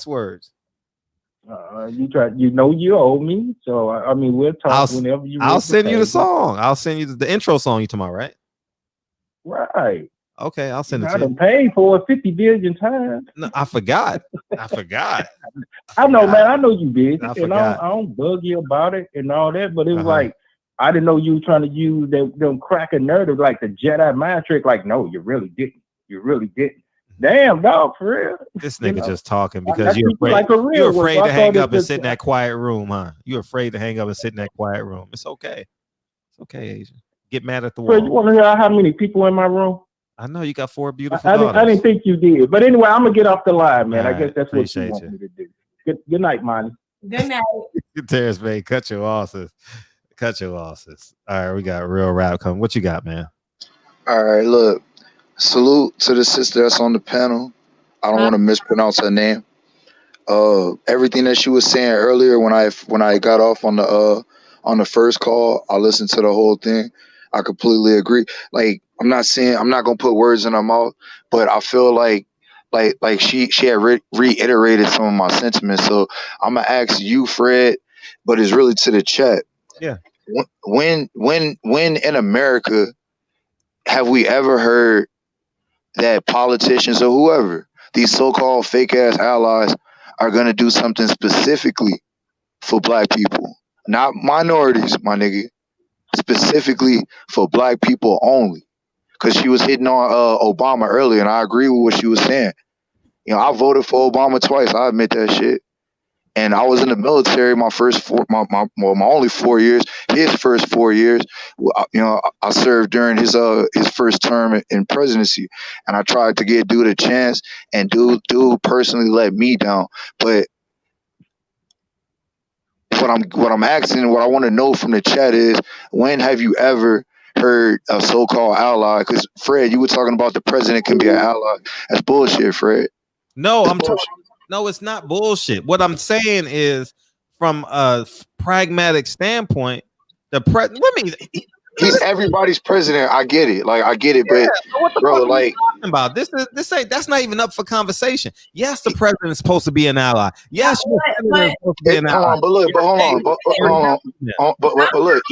even a president. Go ahead, love. I'm never saying a president can't be an ally. I'm just saying from my experience, I haven't experienced no president be an ally. Even with Lincoln, he only freed the slaves because it was for a benefit to himself and to white people. It wasn't for us. So I'm not saying white presidents cannot be an ally. I'm saying that ain't my experience. Reggie, shut the fuck up. All right, so look, so most of the chat is saying that they never heard the shit. They never heard the shit because I'm gonna just say it again. It's something called benign and neglect. They started that shit during the 60s. Yes, Philip H. I'm gonna go through a little history, but it ain't gonna be deep. But it's just to correlate to the point of the conversation. So with an ally, with Rachel being a SoCal, look, matter of fact, look, I wasn't reading the chat, but I just heard what was being said. A lot of you niggas is coons, man. A lot of you niggas got coon vibes, man. Cause look, salute to my dog Cass G, salute to Rob G Film. Man, she's still white, man. It don't matter, Caucasian, like whatever terminology she used, she's not one of us. And at the end of the day, that's what they do. They throw that fucking minority term out there, and she's talking about benefits and shit like that. But who does it always fucking go to? If you being honest and real, when they talk about minorities and shit, who the fuck does it go to? It don't go to fucking black people alone. Everybody else gets benefits off of our backs. Period. There's no disagreeing that. That's a fact. So at the end of the day, we don't have no fucking allies, man. The fucking world is against us. Why? Because the world wants our culture. They love everything about us but us. Fuck you talking about we got allies. Fuck you talking about, you know what I'm saying? Like, this bitch is one of us. Talking about bitch can come to the cookout. That bitch can't come to the cookout. Max Kellerman can't come to the cookout. None of these motherfucking white people that's on that bullshit, that gesture bullshit, because that's what I wanted to speak on next. All that shit is a fucking gesture. And that's what I be speaking on, bruh. You niggas need to let go of that shit. Once again, nigga, white mommy and white zaddy can't save you, nigga. Ain't saving you. They can't save you, nigga. When the fuck you niggas gonna realize that, dog? All they do is put fucking gestures up. Look, Colin Kaepernick took a knee, right? 4 or 5 years later, what they doing in Congress, at the Congress building, taking a fucking knee. Why? Because they know people are going to reciprocate to that. Bruh, they siphon our energy, man. And I'm fucking sick of this shit. I got 2 eyes. I got a functional brain. I don't need motherfuckers speaking and telling me what's good for me. So fuck that bitch, man. I saw this shit. The bitch is not credible. I told you, bruh, at the best she could have been was a spook that sat by the door. Bitch, go give me some intel. What your people doing?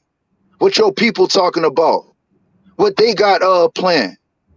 them think tanks and shit that they be running. What's going on in that shit? Nah, bitch, don't come around here to see what the fuck we got popping so you can run back to your people and give them the intel on us. That's what the fuck the bitch been doing. And people like her been doing. I don't give a fuck if she got mixed kids or not. Now let me ask you this. How about if she's not running back to her people with the intel? How do you know she's not? No, I'm asking. More people, Fred. More people. White people. Her people is white people, right? Yeah, her people is white people. Based off of this conversation. So what's your question, fam? I was asking how about if she's not taking intel and running back to her people? Her people being white people. Yeah. If she's not, look, bro, I don't care what she's doing. The fact that the bitch came and thought that she could be black, you know what I'm saying, to get whatever agenda, you know, personal opportunistic agenda that she had, you lose all credibility with me. So I don't care what you doing. You a snake. And when a snake bite me, I don't get mad at the snake for biting me. At the end of the day, if my hand was by the snake or if I was in position to get bit by the snake, that's what snakes do. They bite. They inject poison. Toxic. The bitch is not an ally. I don't look. Salute to my dog Terrence. He was talking about John Brown and all this other shit. Look, bro, at the end of the day, man, I'm not a fucking history teacher. I ain't here to teach y'all history, man. But a lot of that shit was fabricated. Everybody talks about how the school system ain't shit, but you believe they version of history, though. You believe the indoctrination that you was given from K to 12, kindergarten to 12, 12th grade, man. Yeah. Why is that? That's why I said, bro, this shit is deep, man. They got us fucked up. They got us divided. Salute to my dog, Lonnie DiCarlo. I know he ain't here. They got us eating fucked up. Salute to DB. I heard that shit. You know what I'm saying? They got us eating fucked up. They got us arguing over petty, stupid shit. While they're what? What are they doing, Fred? They together. They united. They're on code. I said it. Look, bro, I've been saying this shit on my Instagram for a minute. I'll say it on here. What I've been noticing, because I've been driving around the country, right? So I've been noticing that these white people are tired of this shit. Ain't nobody wearing no fucking mask. Now, not outside California. I know California on that dumb shit. But everywhere else outside of California, these white people ain't playing that shit. White people is like, bro, we ain't, shit, look, I just got done having a conversation with a doctor out of California, matter of fact. And he was saying that from his research, 97% of this shit is curable, man. So they got all you motherfuckers out here like sheep. What's the next thing that you gonna do? Y'all gonna buy up all the toilet paper again? Nigga, I ain't forget about that shit. You niggas is stupid. Stupid motherfuckers, man. Talking about the bitch could come to the cookout. Fuck wrong with you coon ass niggas, man. Coon vibe niggas. Gotcha. At the end of the day, look, I'm gonna close out on this, bro. Take your time. We gotta stop being so welcoming to everybody else, man. We got a queen up here, bro. This queen shouldn't be going through all the dumb shit. You know what I'm saying? She shouldn't have to get out of pocket with nobody, man. That's the fucking look, bro. That's the sad shit. You niggas come up in here whenever you get a queen, a beautiful queen, you niggas simp. But then when the beautiful queen start talking that real shit, you know what I'm saying? Now you running back to the white girl. Make up your fucking mind, bro. Pick a side. Because at the end of the day, like I was saying earlier, bro, our queens can't get to, and salute to Patty Dean. I think Unique Dawn in here too, and Patricia. Salute to all the queens that come through, and Lady T too. Salute to all the queens, man. They don't have a choice to go back and forth. The skin color, the hue that they were born in, that's what they in. And when they're in the corporate world, correct me if I'm wrong, they can't have their cultures and customs within corporate America. They have to assimilate. Bullshit. You know what I'm saying? They can't be proud in who they are. They gotta assimilate. And just like in corporate America, you can't be a strong heterosexual no more. The gay nigga is winning. Ooh. Oh yeah. Yeah, I said it. I don't give a fuck. That's real. The gay nigga is winning, bro, and there's nothing against them, but it is what it is, bro. Why? Because they don't want strong heterosexual men, and they attack our little boys and they attack our little girls, man. That's where the shit starts from. It starts from our youth. So while we up here debating over some bitch that ain't never really did shit for us, bitch, talking about reparations, bitch, you have no control over that. You have no control over that. Once again, another gesture to fucking to pull at your heartstrings. Bitch, go buy a fucking violin and play one for me, ho. I don't give a fuck about none of that shit. I'm not with the gestures. Like when niggas like after George Floyd died, right? You had these stupid niggas in the street on they fucking on their stomachs and shit. Talking about they protesting, talking about bitch, I can't breathe. Nah, nigga, I can breathe. And I'm gonna make sure my family keep breathing. Fuck I look like laying on the fucking ground making a fucking gesture, a fucking scene. The fuck out of here with that shit, man. That's why I say you niggas is corny, man. A lot of you niggas just come up here trying to talk some real shit, but you don't live that in real life, man. That's the whole point of barbershop conversations, nigga, is to have these conversations and to incorporate the shit within your everyday life, you stupid ass niggas. Stupid. The ones that didn't play into that shit, look, salute, man. The ones that know what's up, salute. Mm-hmm. You know what I'm saying? Maybe we should set up H Money with that bitch. You know what I'm saying? Maybe H Money could do some intel on that bitch. No, I set up with Reggie. Even better. Even better. Reggie, hey, bro, you know I love you, dog, but you was dead wrong, bro. Yeah. You know that. R&R, Reggie and Rachael, sitting in the tree. KISSING. First come. And he can stay outside the cookout with her ass. No, not Reggie. Nah, he gonna bring the potato salad. No, he can stay outside. We don't want potato salads with racing. Reggie, uncut Reggie, potato salad. That's what he gonna bring. Reggie, hey man, like you know she gonna want a bottle of mayonnaise after the show. You know that, right? That bitch eat mayonnaise straight out the jar. Call her Rachael, man. I'm sorry I didn't pick up on that, man. She was a guest of the show, man. I'm sorry. Yeah, I'm sorry to you, not to her. To you. You can apologize. I'm not apologizing to her. If I disrespected you, you know what I'm saying? Apologies, but I ain't apologizing to her. I'm apologizing to Fred, bro. I'm about to go off because you just said last night or the night before when that little boy or whoever it was, look, I ain't saying no names. Allegedly. Hold up. Allegedly. When whoever was shot in Compton. You about to trick my No, word. I'm not putting no words. I'm not putting no words in your mouth. Let me get this out. You said that you can't empathize with the police, right? Empathizing. I'm telling you. I'm not, bro. Look, bro. Can you please let me finish? Yep, I will. No.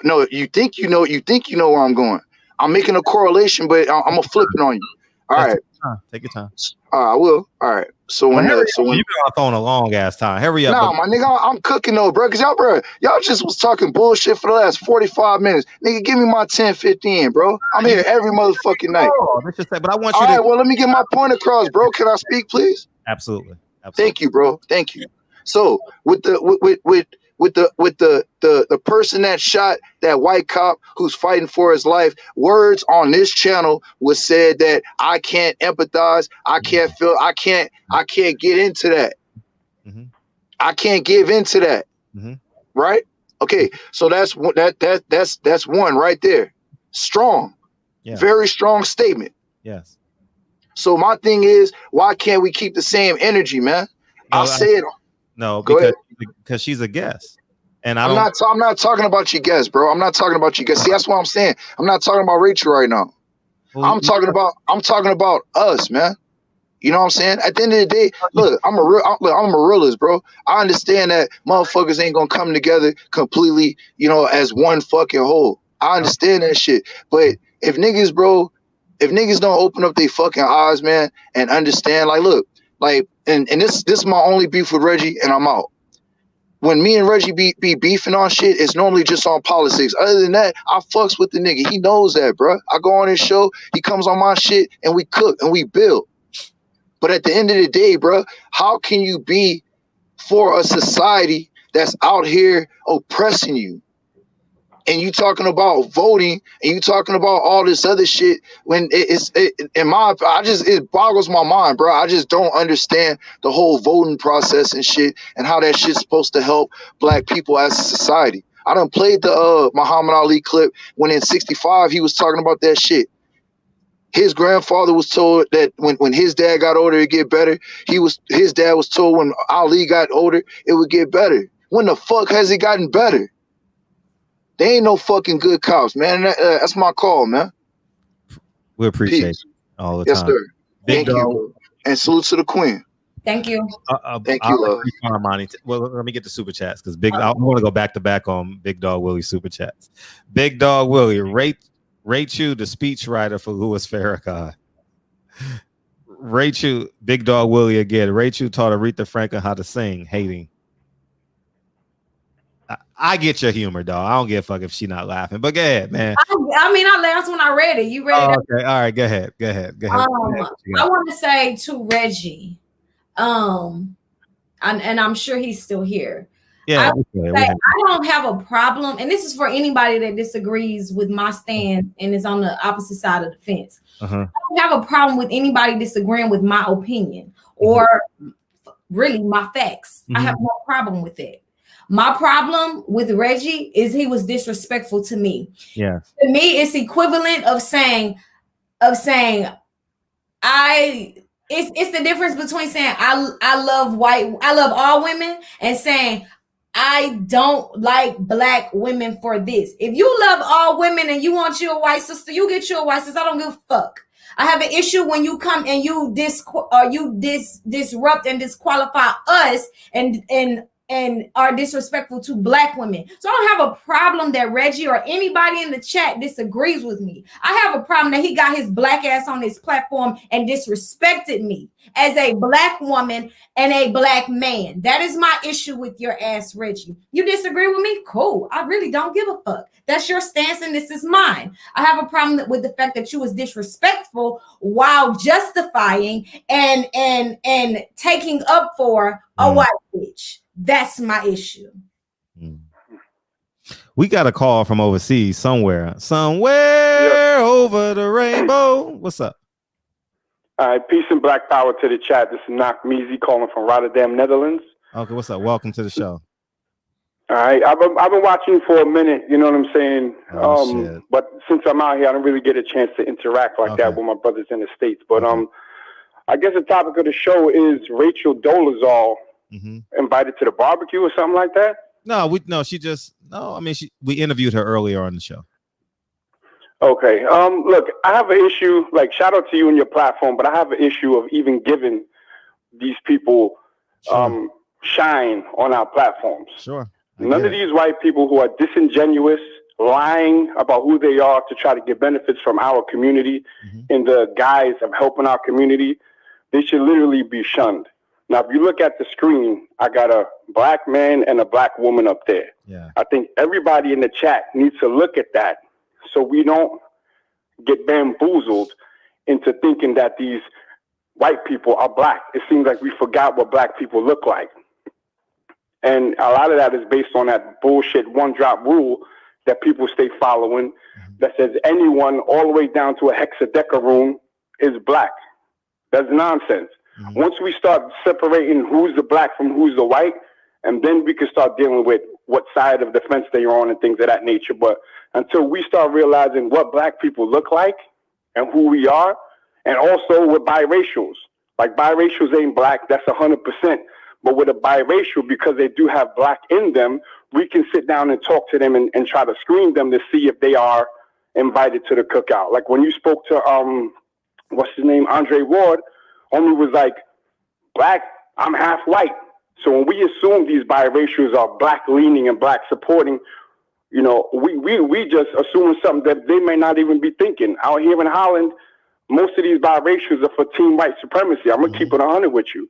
I'm out here, but I'm from Brooklyn. If you can't tell them my accent, but I've been out here for 4 years, so I'm literally in the land of white supremacy. You know what I'm saying? So I see it literally on the front line. So we got to just start taking all these people, Rachael Dolezal, Sean King, this other lady who finally admitted that she was white and make them stand back, because actually I don't even mess with non-black allies, because you never really understand what their ulterior motives are and things of that nature. So we got to keep them out. And I think the black movement should have a black face on it, period. I agree. I agree about the movement should have a black face on it. I agree. And just to, I think we should have the discussions about things that disrupt or is an asset to, let's call it, our culture. You understand what I'm saying? So so we'll disagree on that notion. Wait, say that again, brother. Oh, because I don't know if you're gonna take this literally or figuratively. Shit, I shouldn't have answered it. No, I'm a smart dude. I'm just saying. No. I'm just saying because I don't know where you're gonna take. I think that this is a place where we can have conversations about things that positively and negatively affect our culture. I'm using air quotes. Okay, so and that's why it's here for the most part. So I got you. Mm-hmm. So all right, I get where you're coming from. I definitely get where you're coming from, though. All right, so I'm gonna close out with, look at the two people on the screen. Mm-hmm. Those are black people. Yeah, we have black people that have admixture due to slavery. Some biracials who have white parents, but a biracial is different than a person who has admixture from slavery. A biracial can be waving two flags. I have what do you call it? Issues in terms of identity, and they may try to play both sides of the fence. So biracials need to be looked at the side eye until they prove what side they're down with. And even then, you have to have a constant eye on it, because they may get a wake-up call and say, I'd rather be more like my white daddy than my black mama, and vice versa. Gotcha. So that I'm gonna keep it 100 like that. And I'm gonna ask you a question. Yes, please. Because about a couple of years ago, you said something about you was going to name your kids after the white presidents or some nonsense like that. Did you do that? You never heard me say that in your life, nigga. Yes. Yeah, you were talking about, I think you were about to have a daughter or... Nah, then correct me. Hold on. You said it was about the presidents, or you wanted to name one of your children after a U.S. president. Is that correct or incorrect? Never in my life have I said that. Now you lying. I'm gonna find that show. But it was around the time when you were talking about the Nation of Islam. Take your time. It probably was a joke. To piss. Okay, all right. So I'll give you a pass on that. No, you ain't gotta give me a pass. No, nigga. Because this one, no. I would never name my kids after a white person. But it's so much. But my last name is Hawthorne, so it doesn't matter in this country. But I'll just say it probably was a pun to play upon the people who were making videos about me.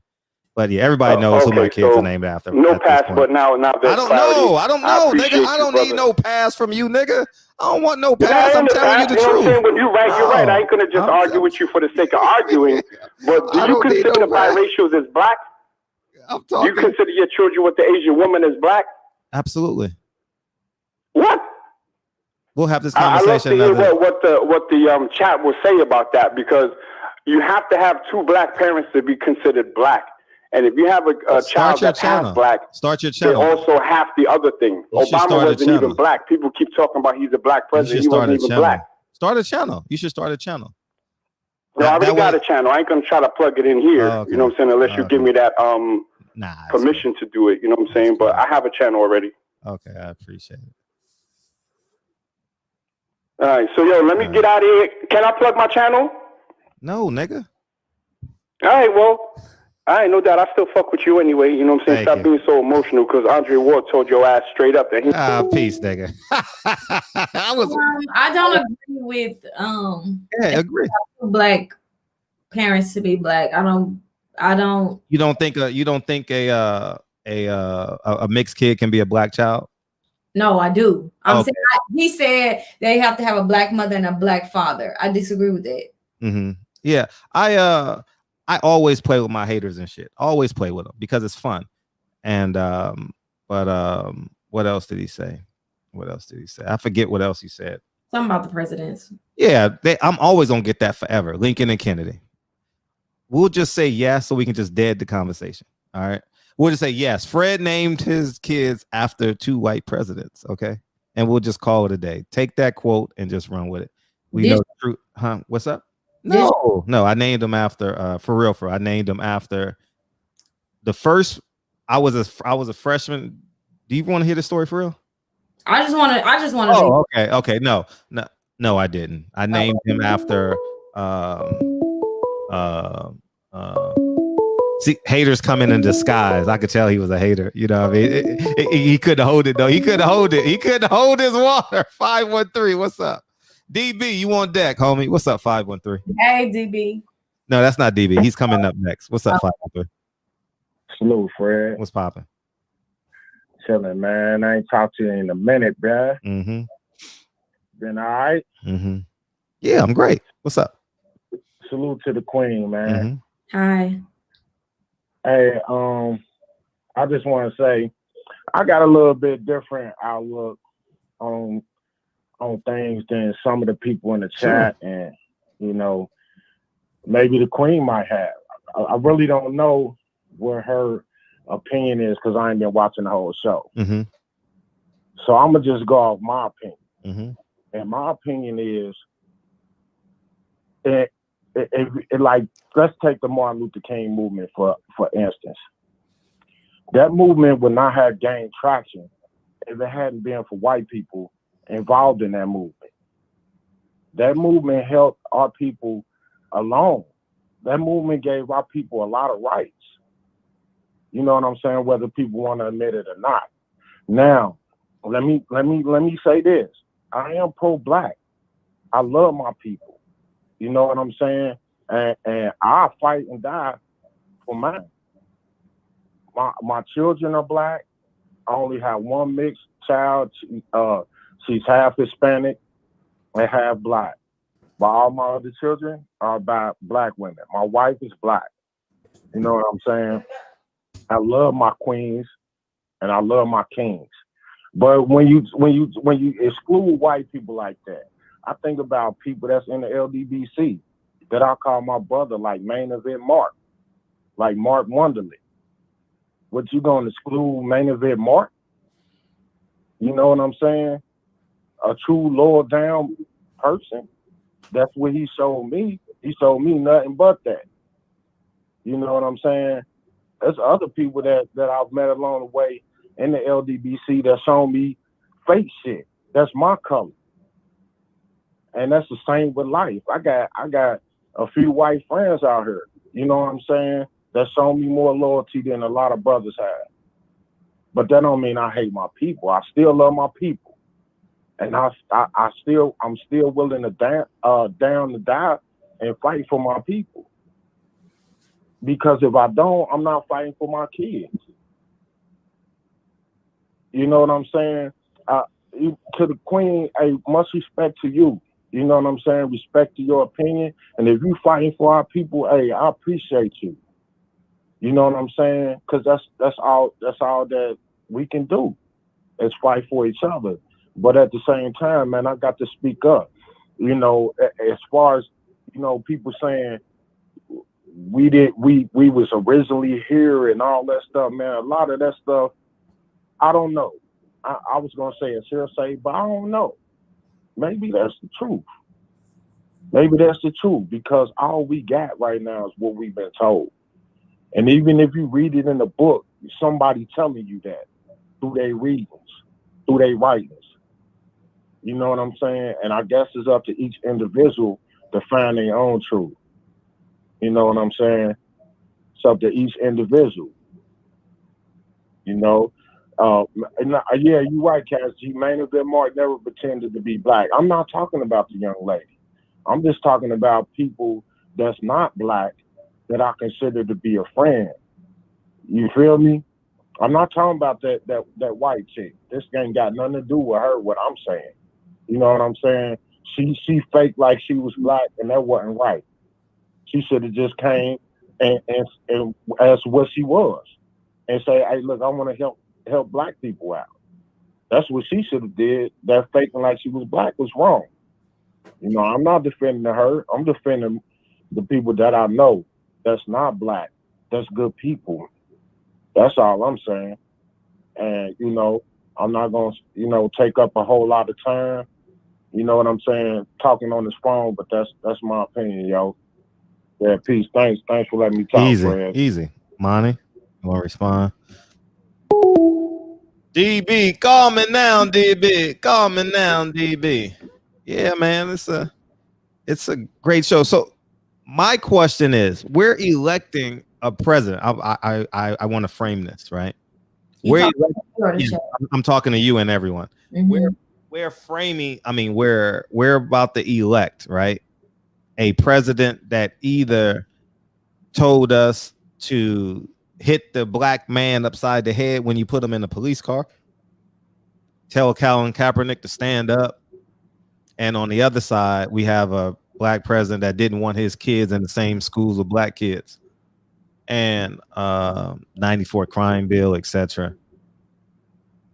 And you have Rachael Dolezal, right, who said she was black and it was false. Where do we put these people on the spectrum of allies?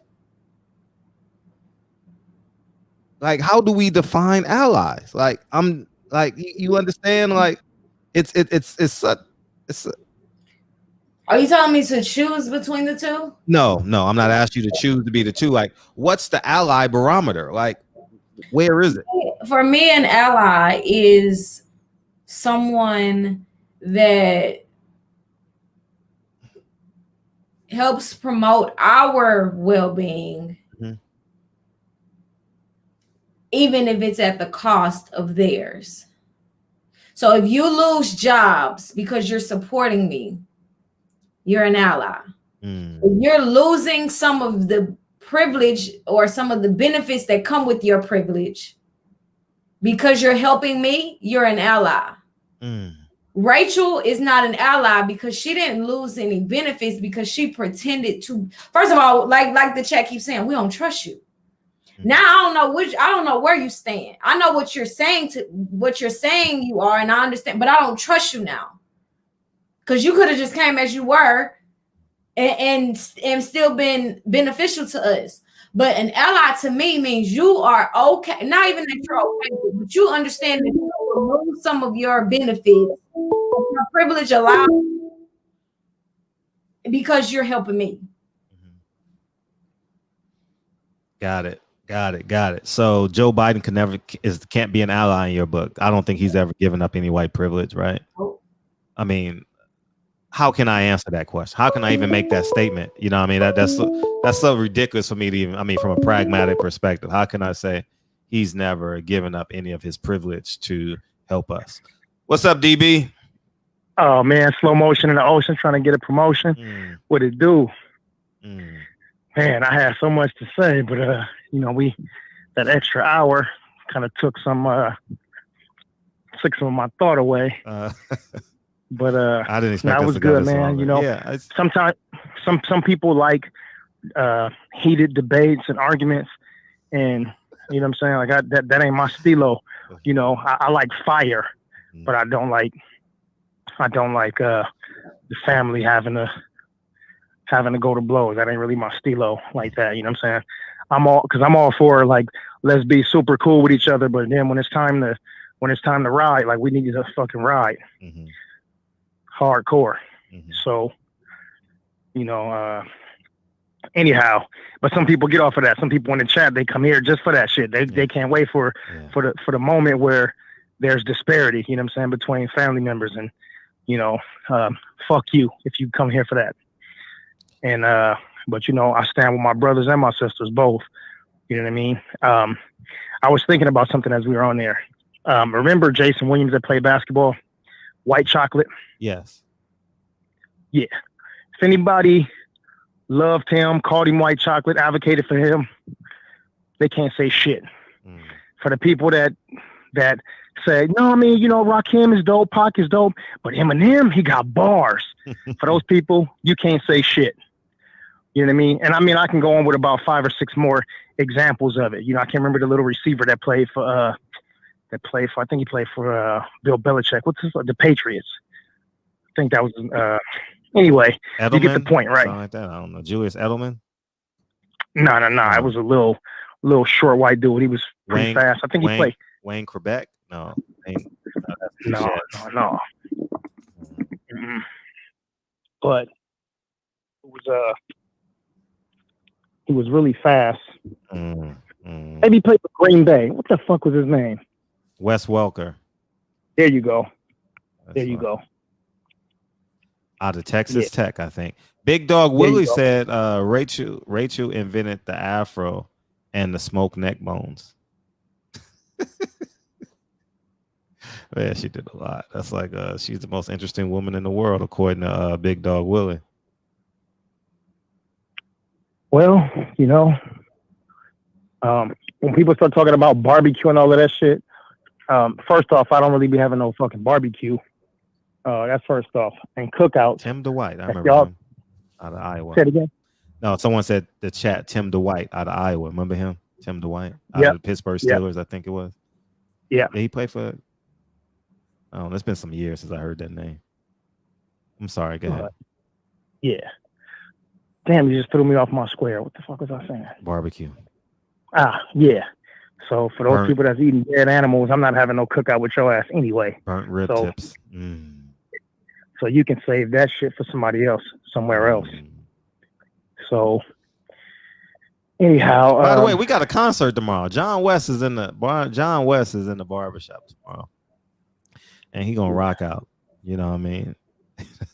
I'm excited for it. Yeah, in the second half of the show, we'll get back into boxing and go where we need to go. But I found something so compelling today. I saw something that just pulled up on my phone during the show. Hopefully it didn't go nowhere. But I found this so fucking compelling. The sheriff's department is asking LeBron James to double the award for the guy who ambushed the sheriffs. Incredible. I said, you talk about privilege. Yeah. You talk about privilege. You know what I mean?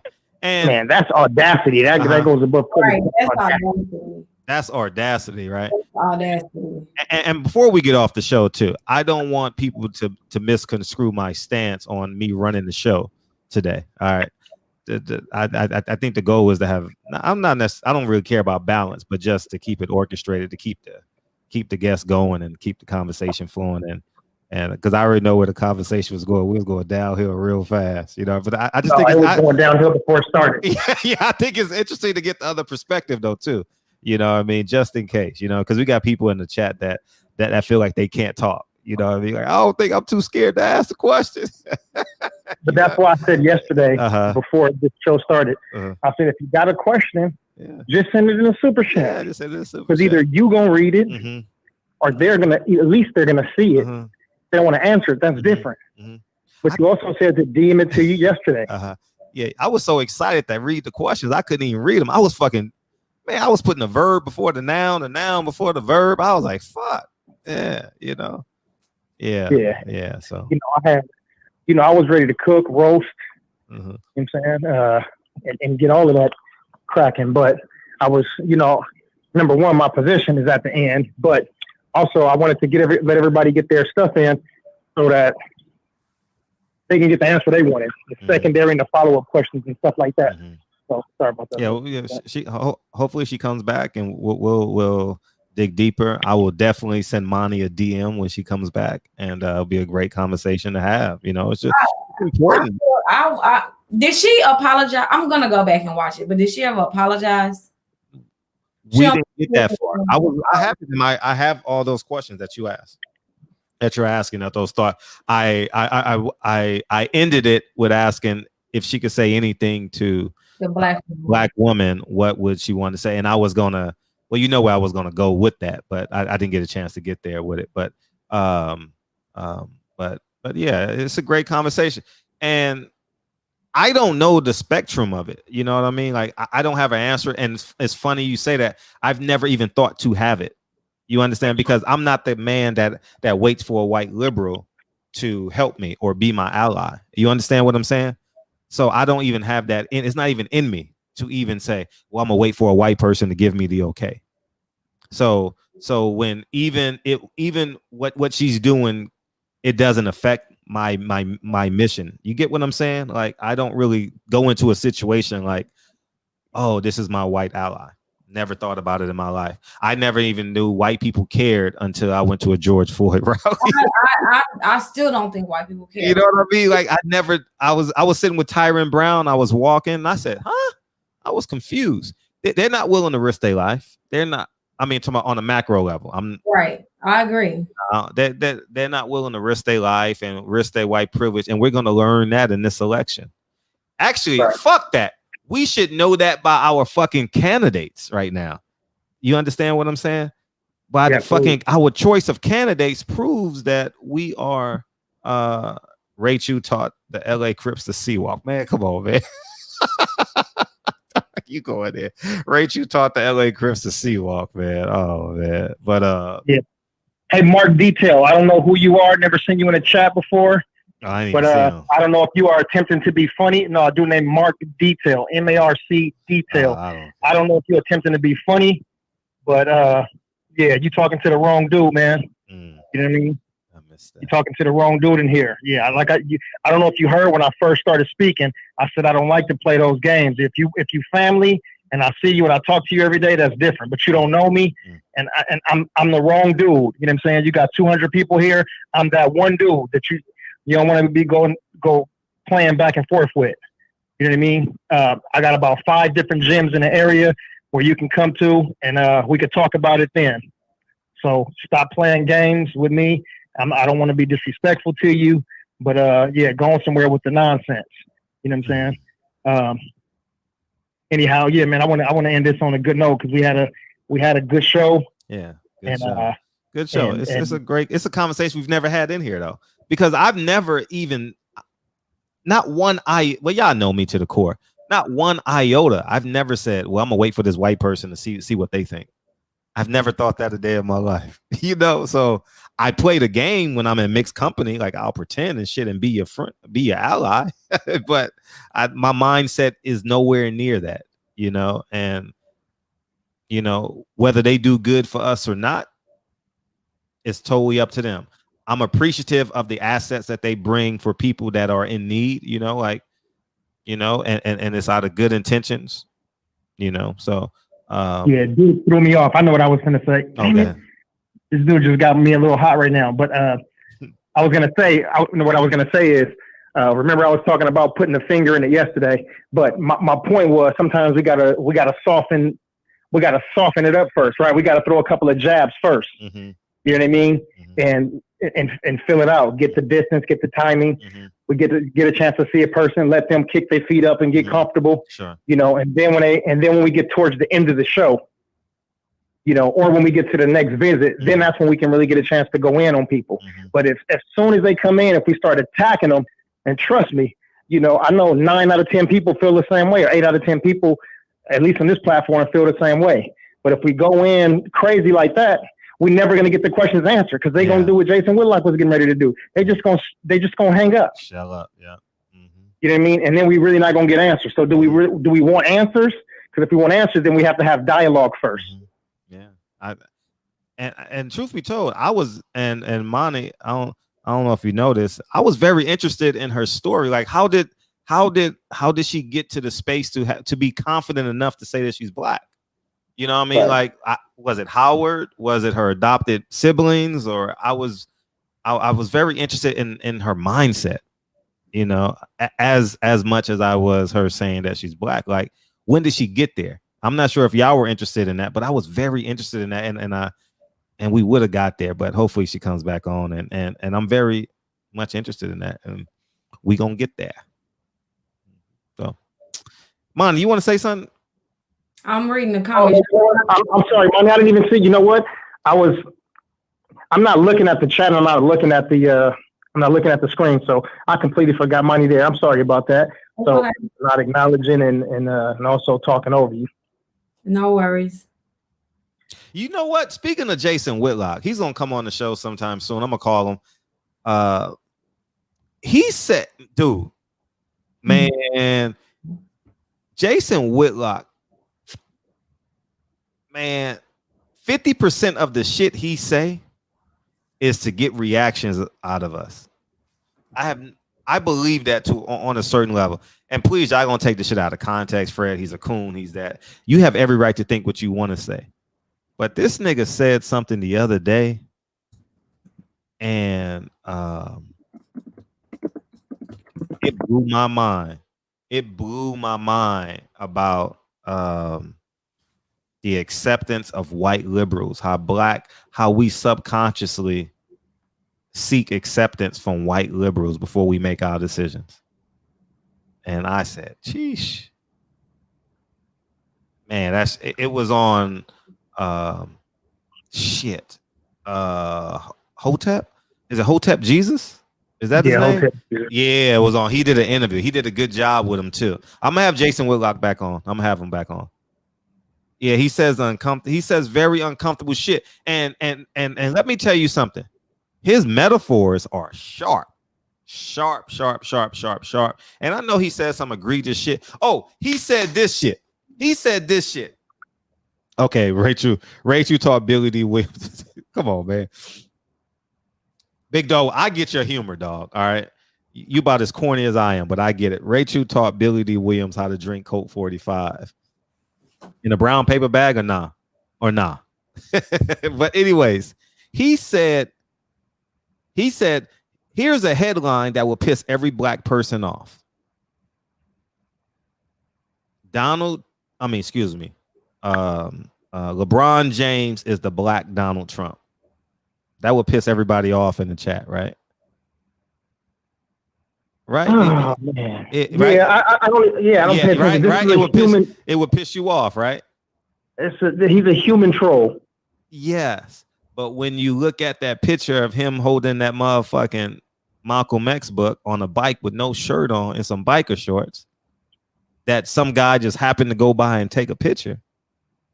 Or how about his picture, he took a picture on his story 2 days ago of him in some Drake's Beats by Dre in a Colin Kaepernick jersey. Don't take this.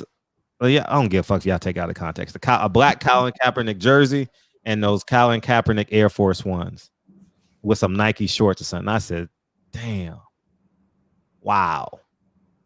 That shit is so powerful, man. Like, if you, man, it's no running. And I'm running. It's early. It's only 12:46, nigga. Yeah, man. But when he says that shit, it's like, damn.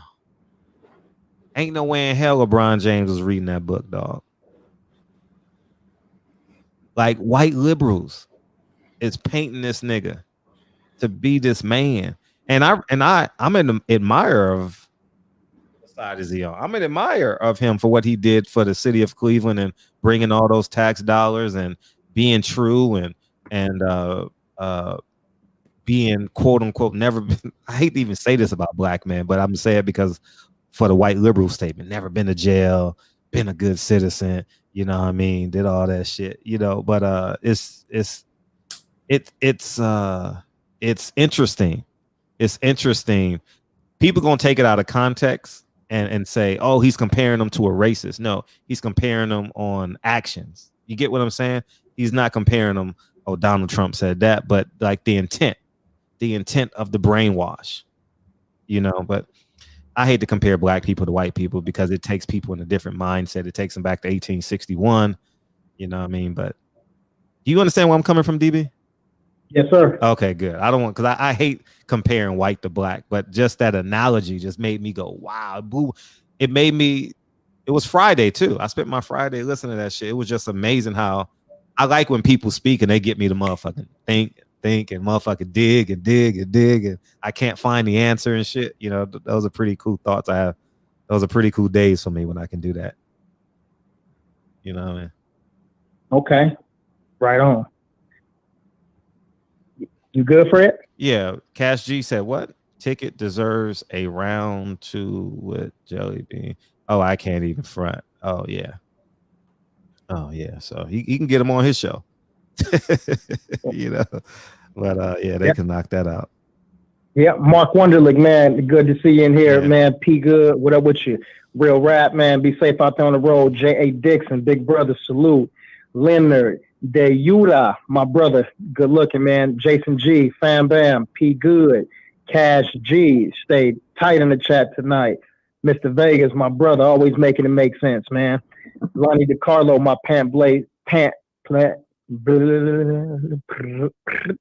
my plant-based brother, right on. J8, hometown.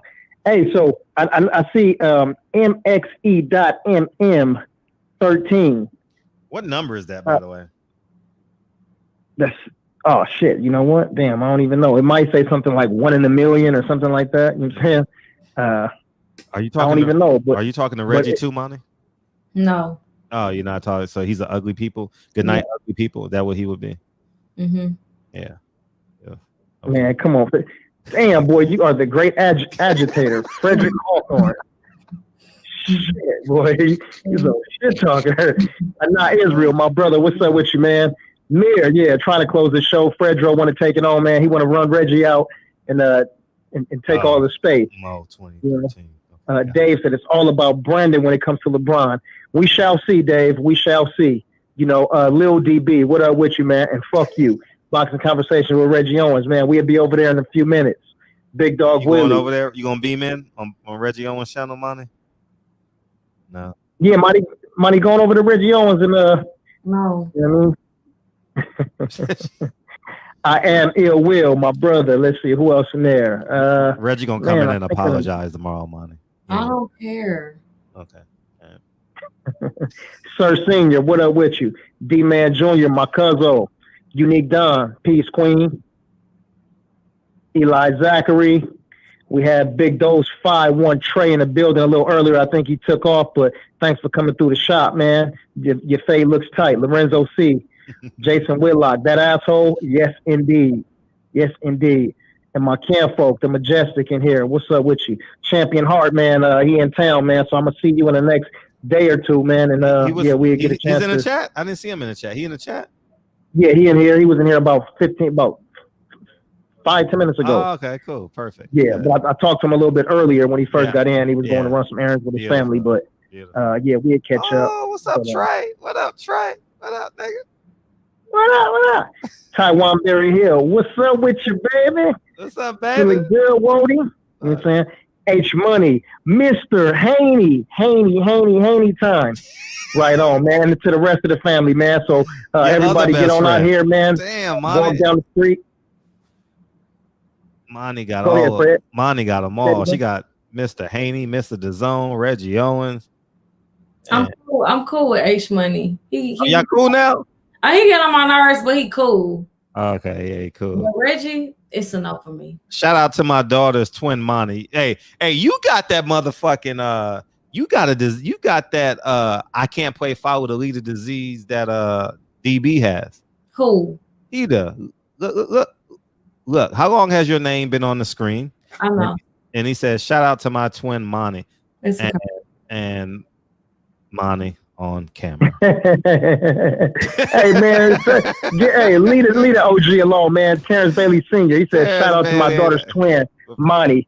Apparently Monty and his daughter look alike, model-esque sisters. So I'm gonna send her shout the out. picture. I'm gonna send you the picture. Yeah, and my brother D Bell with a champ, man. I got your fam bam out here, man. I'm gonna take care of him before he head back out of town. My cousin SS Caesar in here. Rob G Film, man. We finna get to your part in a minute. OG Eric in St. Louis. We ain't seen you in a couple of days, but we know you in here. One Sports Network. What up? And my little bro Tone Brown in the building. My boy probably already fell asleep, but if he's still up, he had dropped those 5 mics for us real quick. Boxing and Barbecue, man. And Hustler Slim, man, we see everybody in a few minutes. Play the song, Freddie! Oh, you thought I wasn't ready, huh? You thought I wasn't ready. Yeah. Money, I think tonight done turned into a level.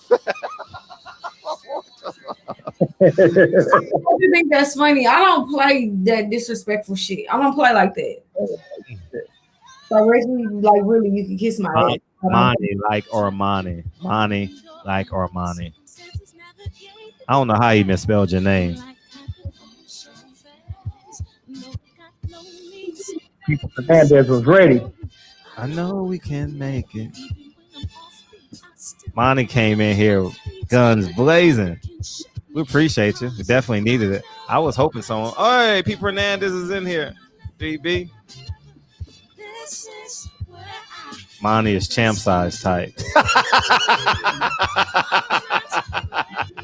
Oh, now y'all really gonna turn me into Chuck Willery? Shit, y'all really gonna turn me or Arsenio? Was there a black dating show, Monty?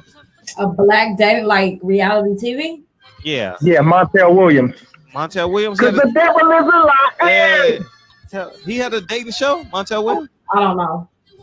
Montel Williams was whatever's clever show. This fight for millions. Oh, it made you laugh, Fred. What? I don't know if there is. I don't even know.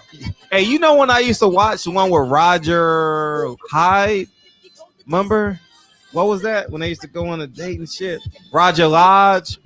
Roger Lodge, yeah. What is that? I bought the whole series. What was that? That shit was good to me. What was that called? The Third Wheel? Is that what it No, was? not the Third Wheel. But they used to go on real dates and shit, and he used to commentate them. Yeah, I remember that. Is it not Blind Date? Not Blind Date. All right, let's give Rob his respect. That was it. Rob G. Film, here you go. Oh, Blind Date. Blind Date. Yeah, Blind Date. Blind Date. Change Your Heart? No, not Change Your Heart. Yeah, they got black hearts and shit. We can go that. Blind Date. That's what it was. Blind Date. Give back. Give love. Oh, you like this song, huh, Marty? Marty vibing? Oh. I know the song. I don't know the verse yet, but I know the hook. Okay. Great show tonight, D. Bevel the champ. What it do, big homie? I appreciate you in the super chat. Tell your sis we said what's up last time, y'all, before we get out of here. Hey, I say with no rehearsal. Take it personal. Because the devil is a lie. Hey. Good job. Telling you the truth. Hey. It's all. See what you did to him, Monty? You put that nigga on time. Dude, hey. See, sometimes I got white people rhythm. So where do you put me on the spectrum? All black people don't have rhythm, just like all black women don't have ass. It's okay. It's okay. Appreciate you, DV. Appreciate you, Monty. As we see you, man. I know y'all want to see Monty wave off screen and shit. Bye, y'all. Appreciate you. Love you, big homie. I love you, family. Appreciate you, King. All right, wow. Oh, man.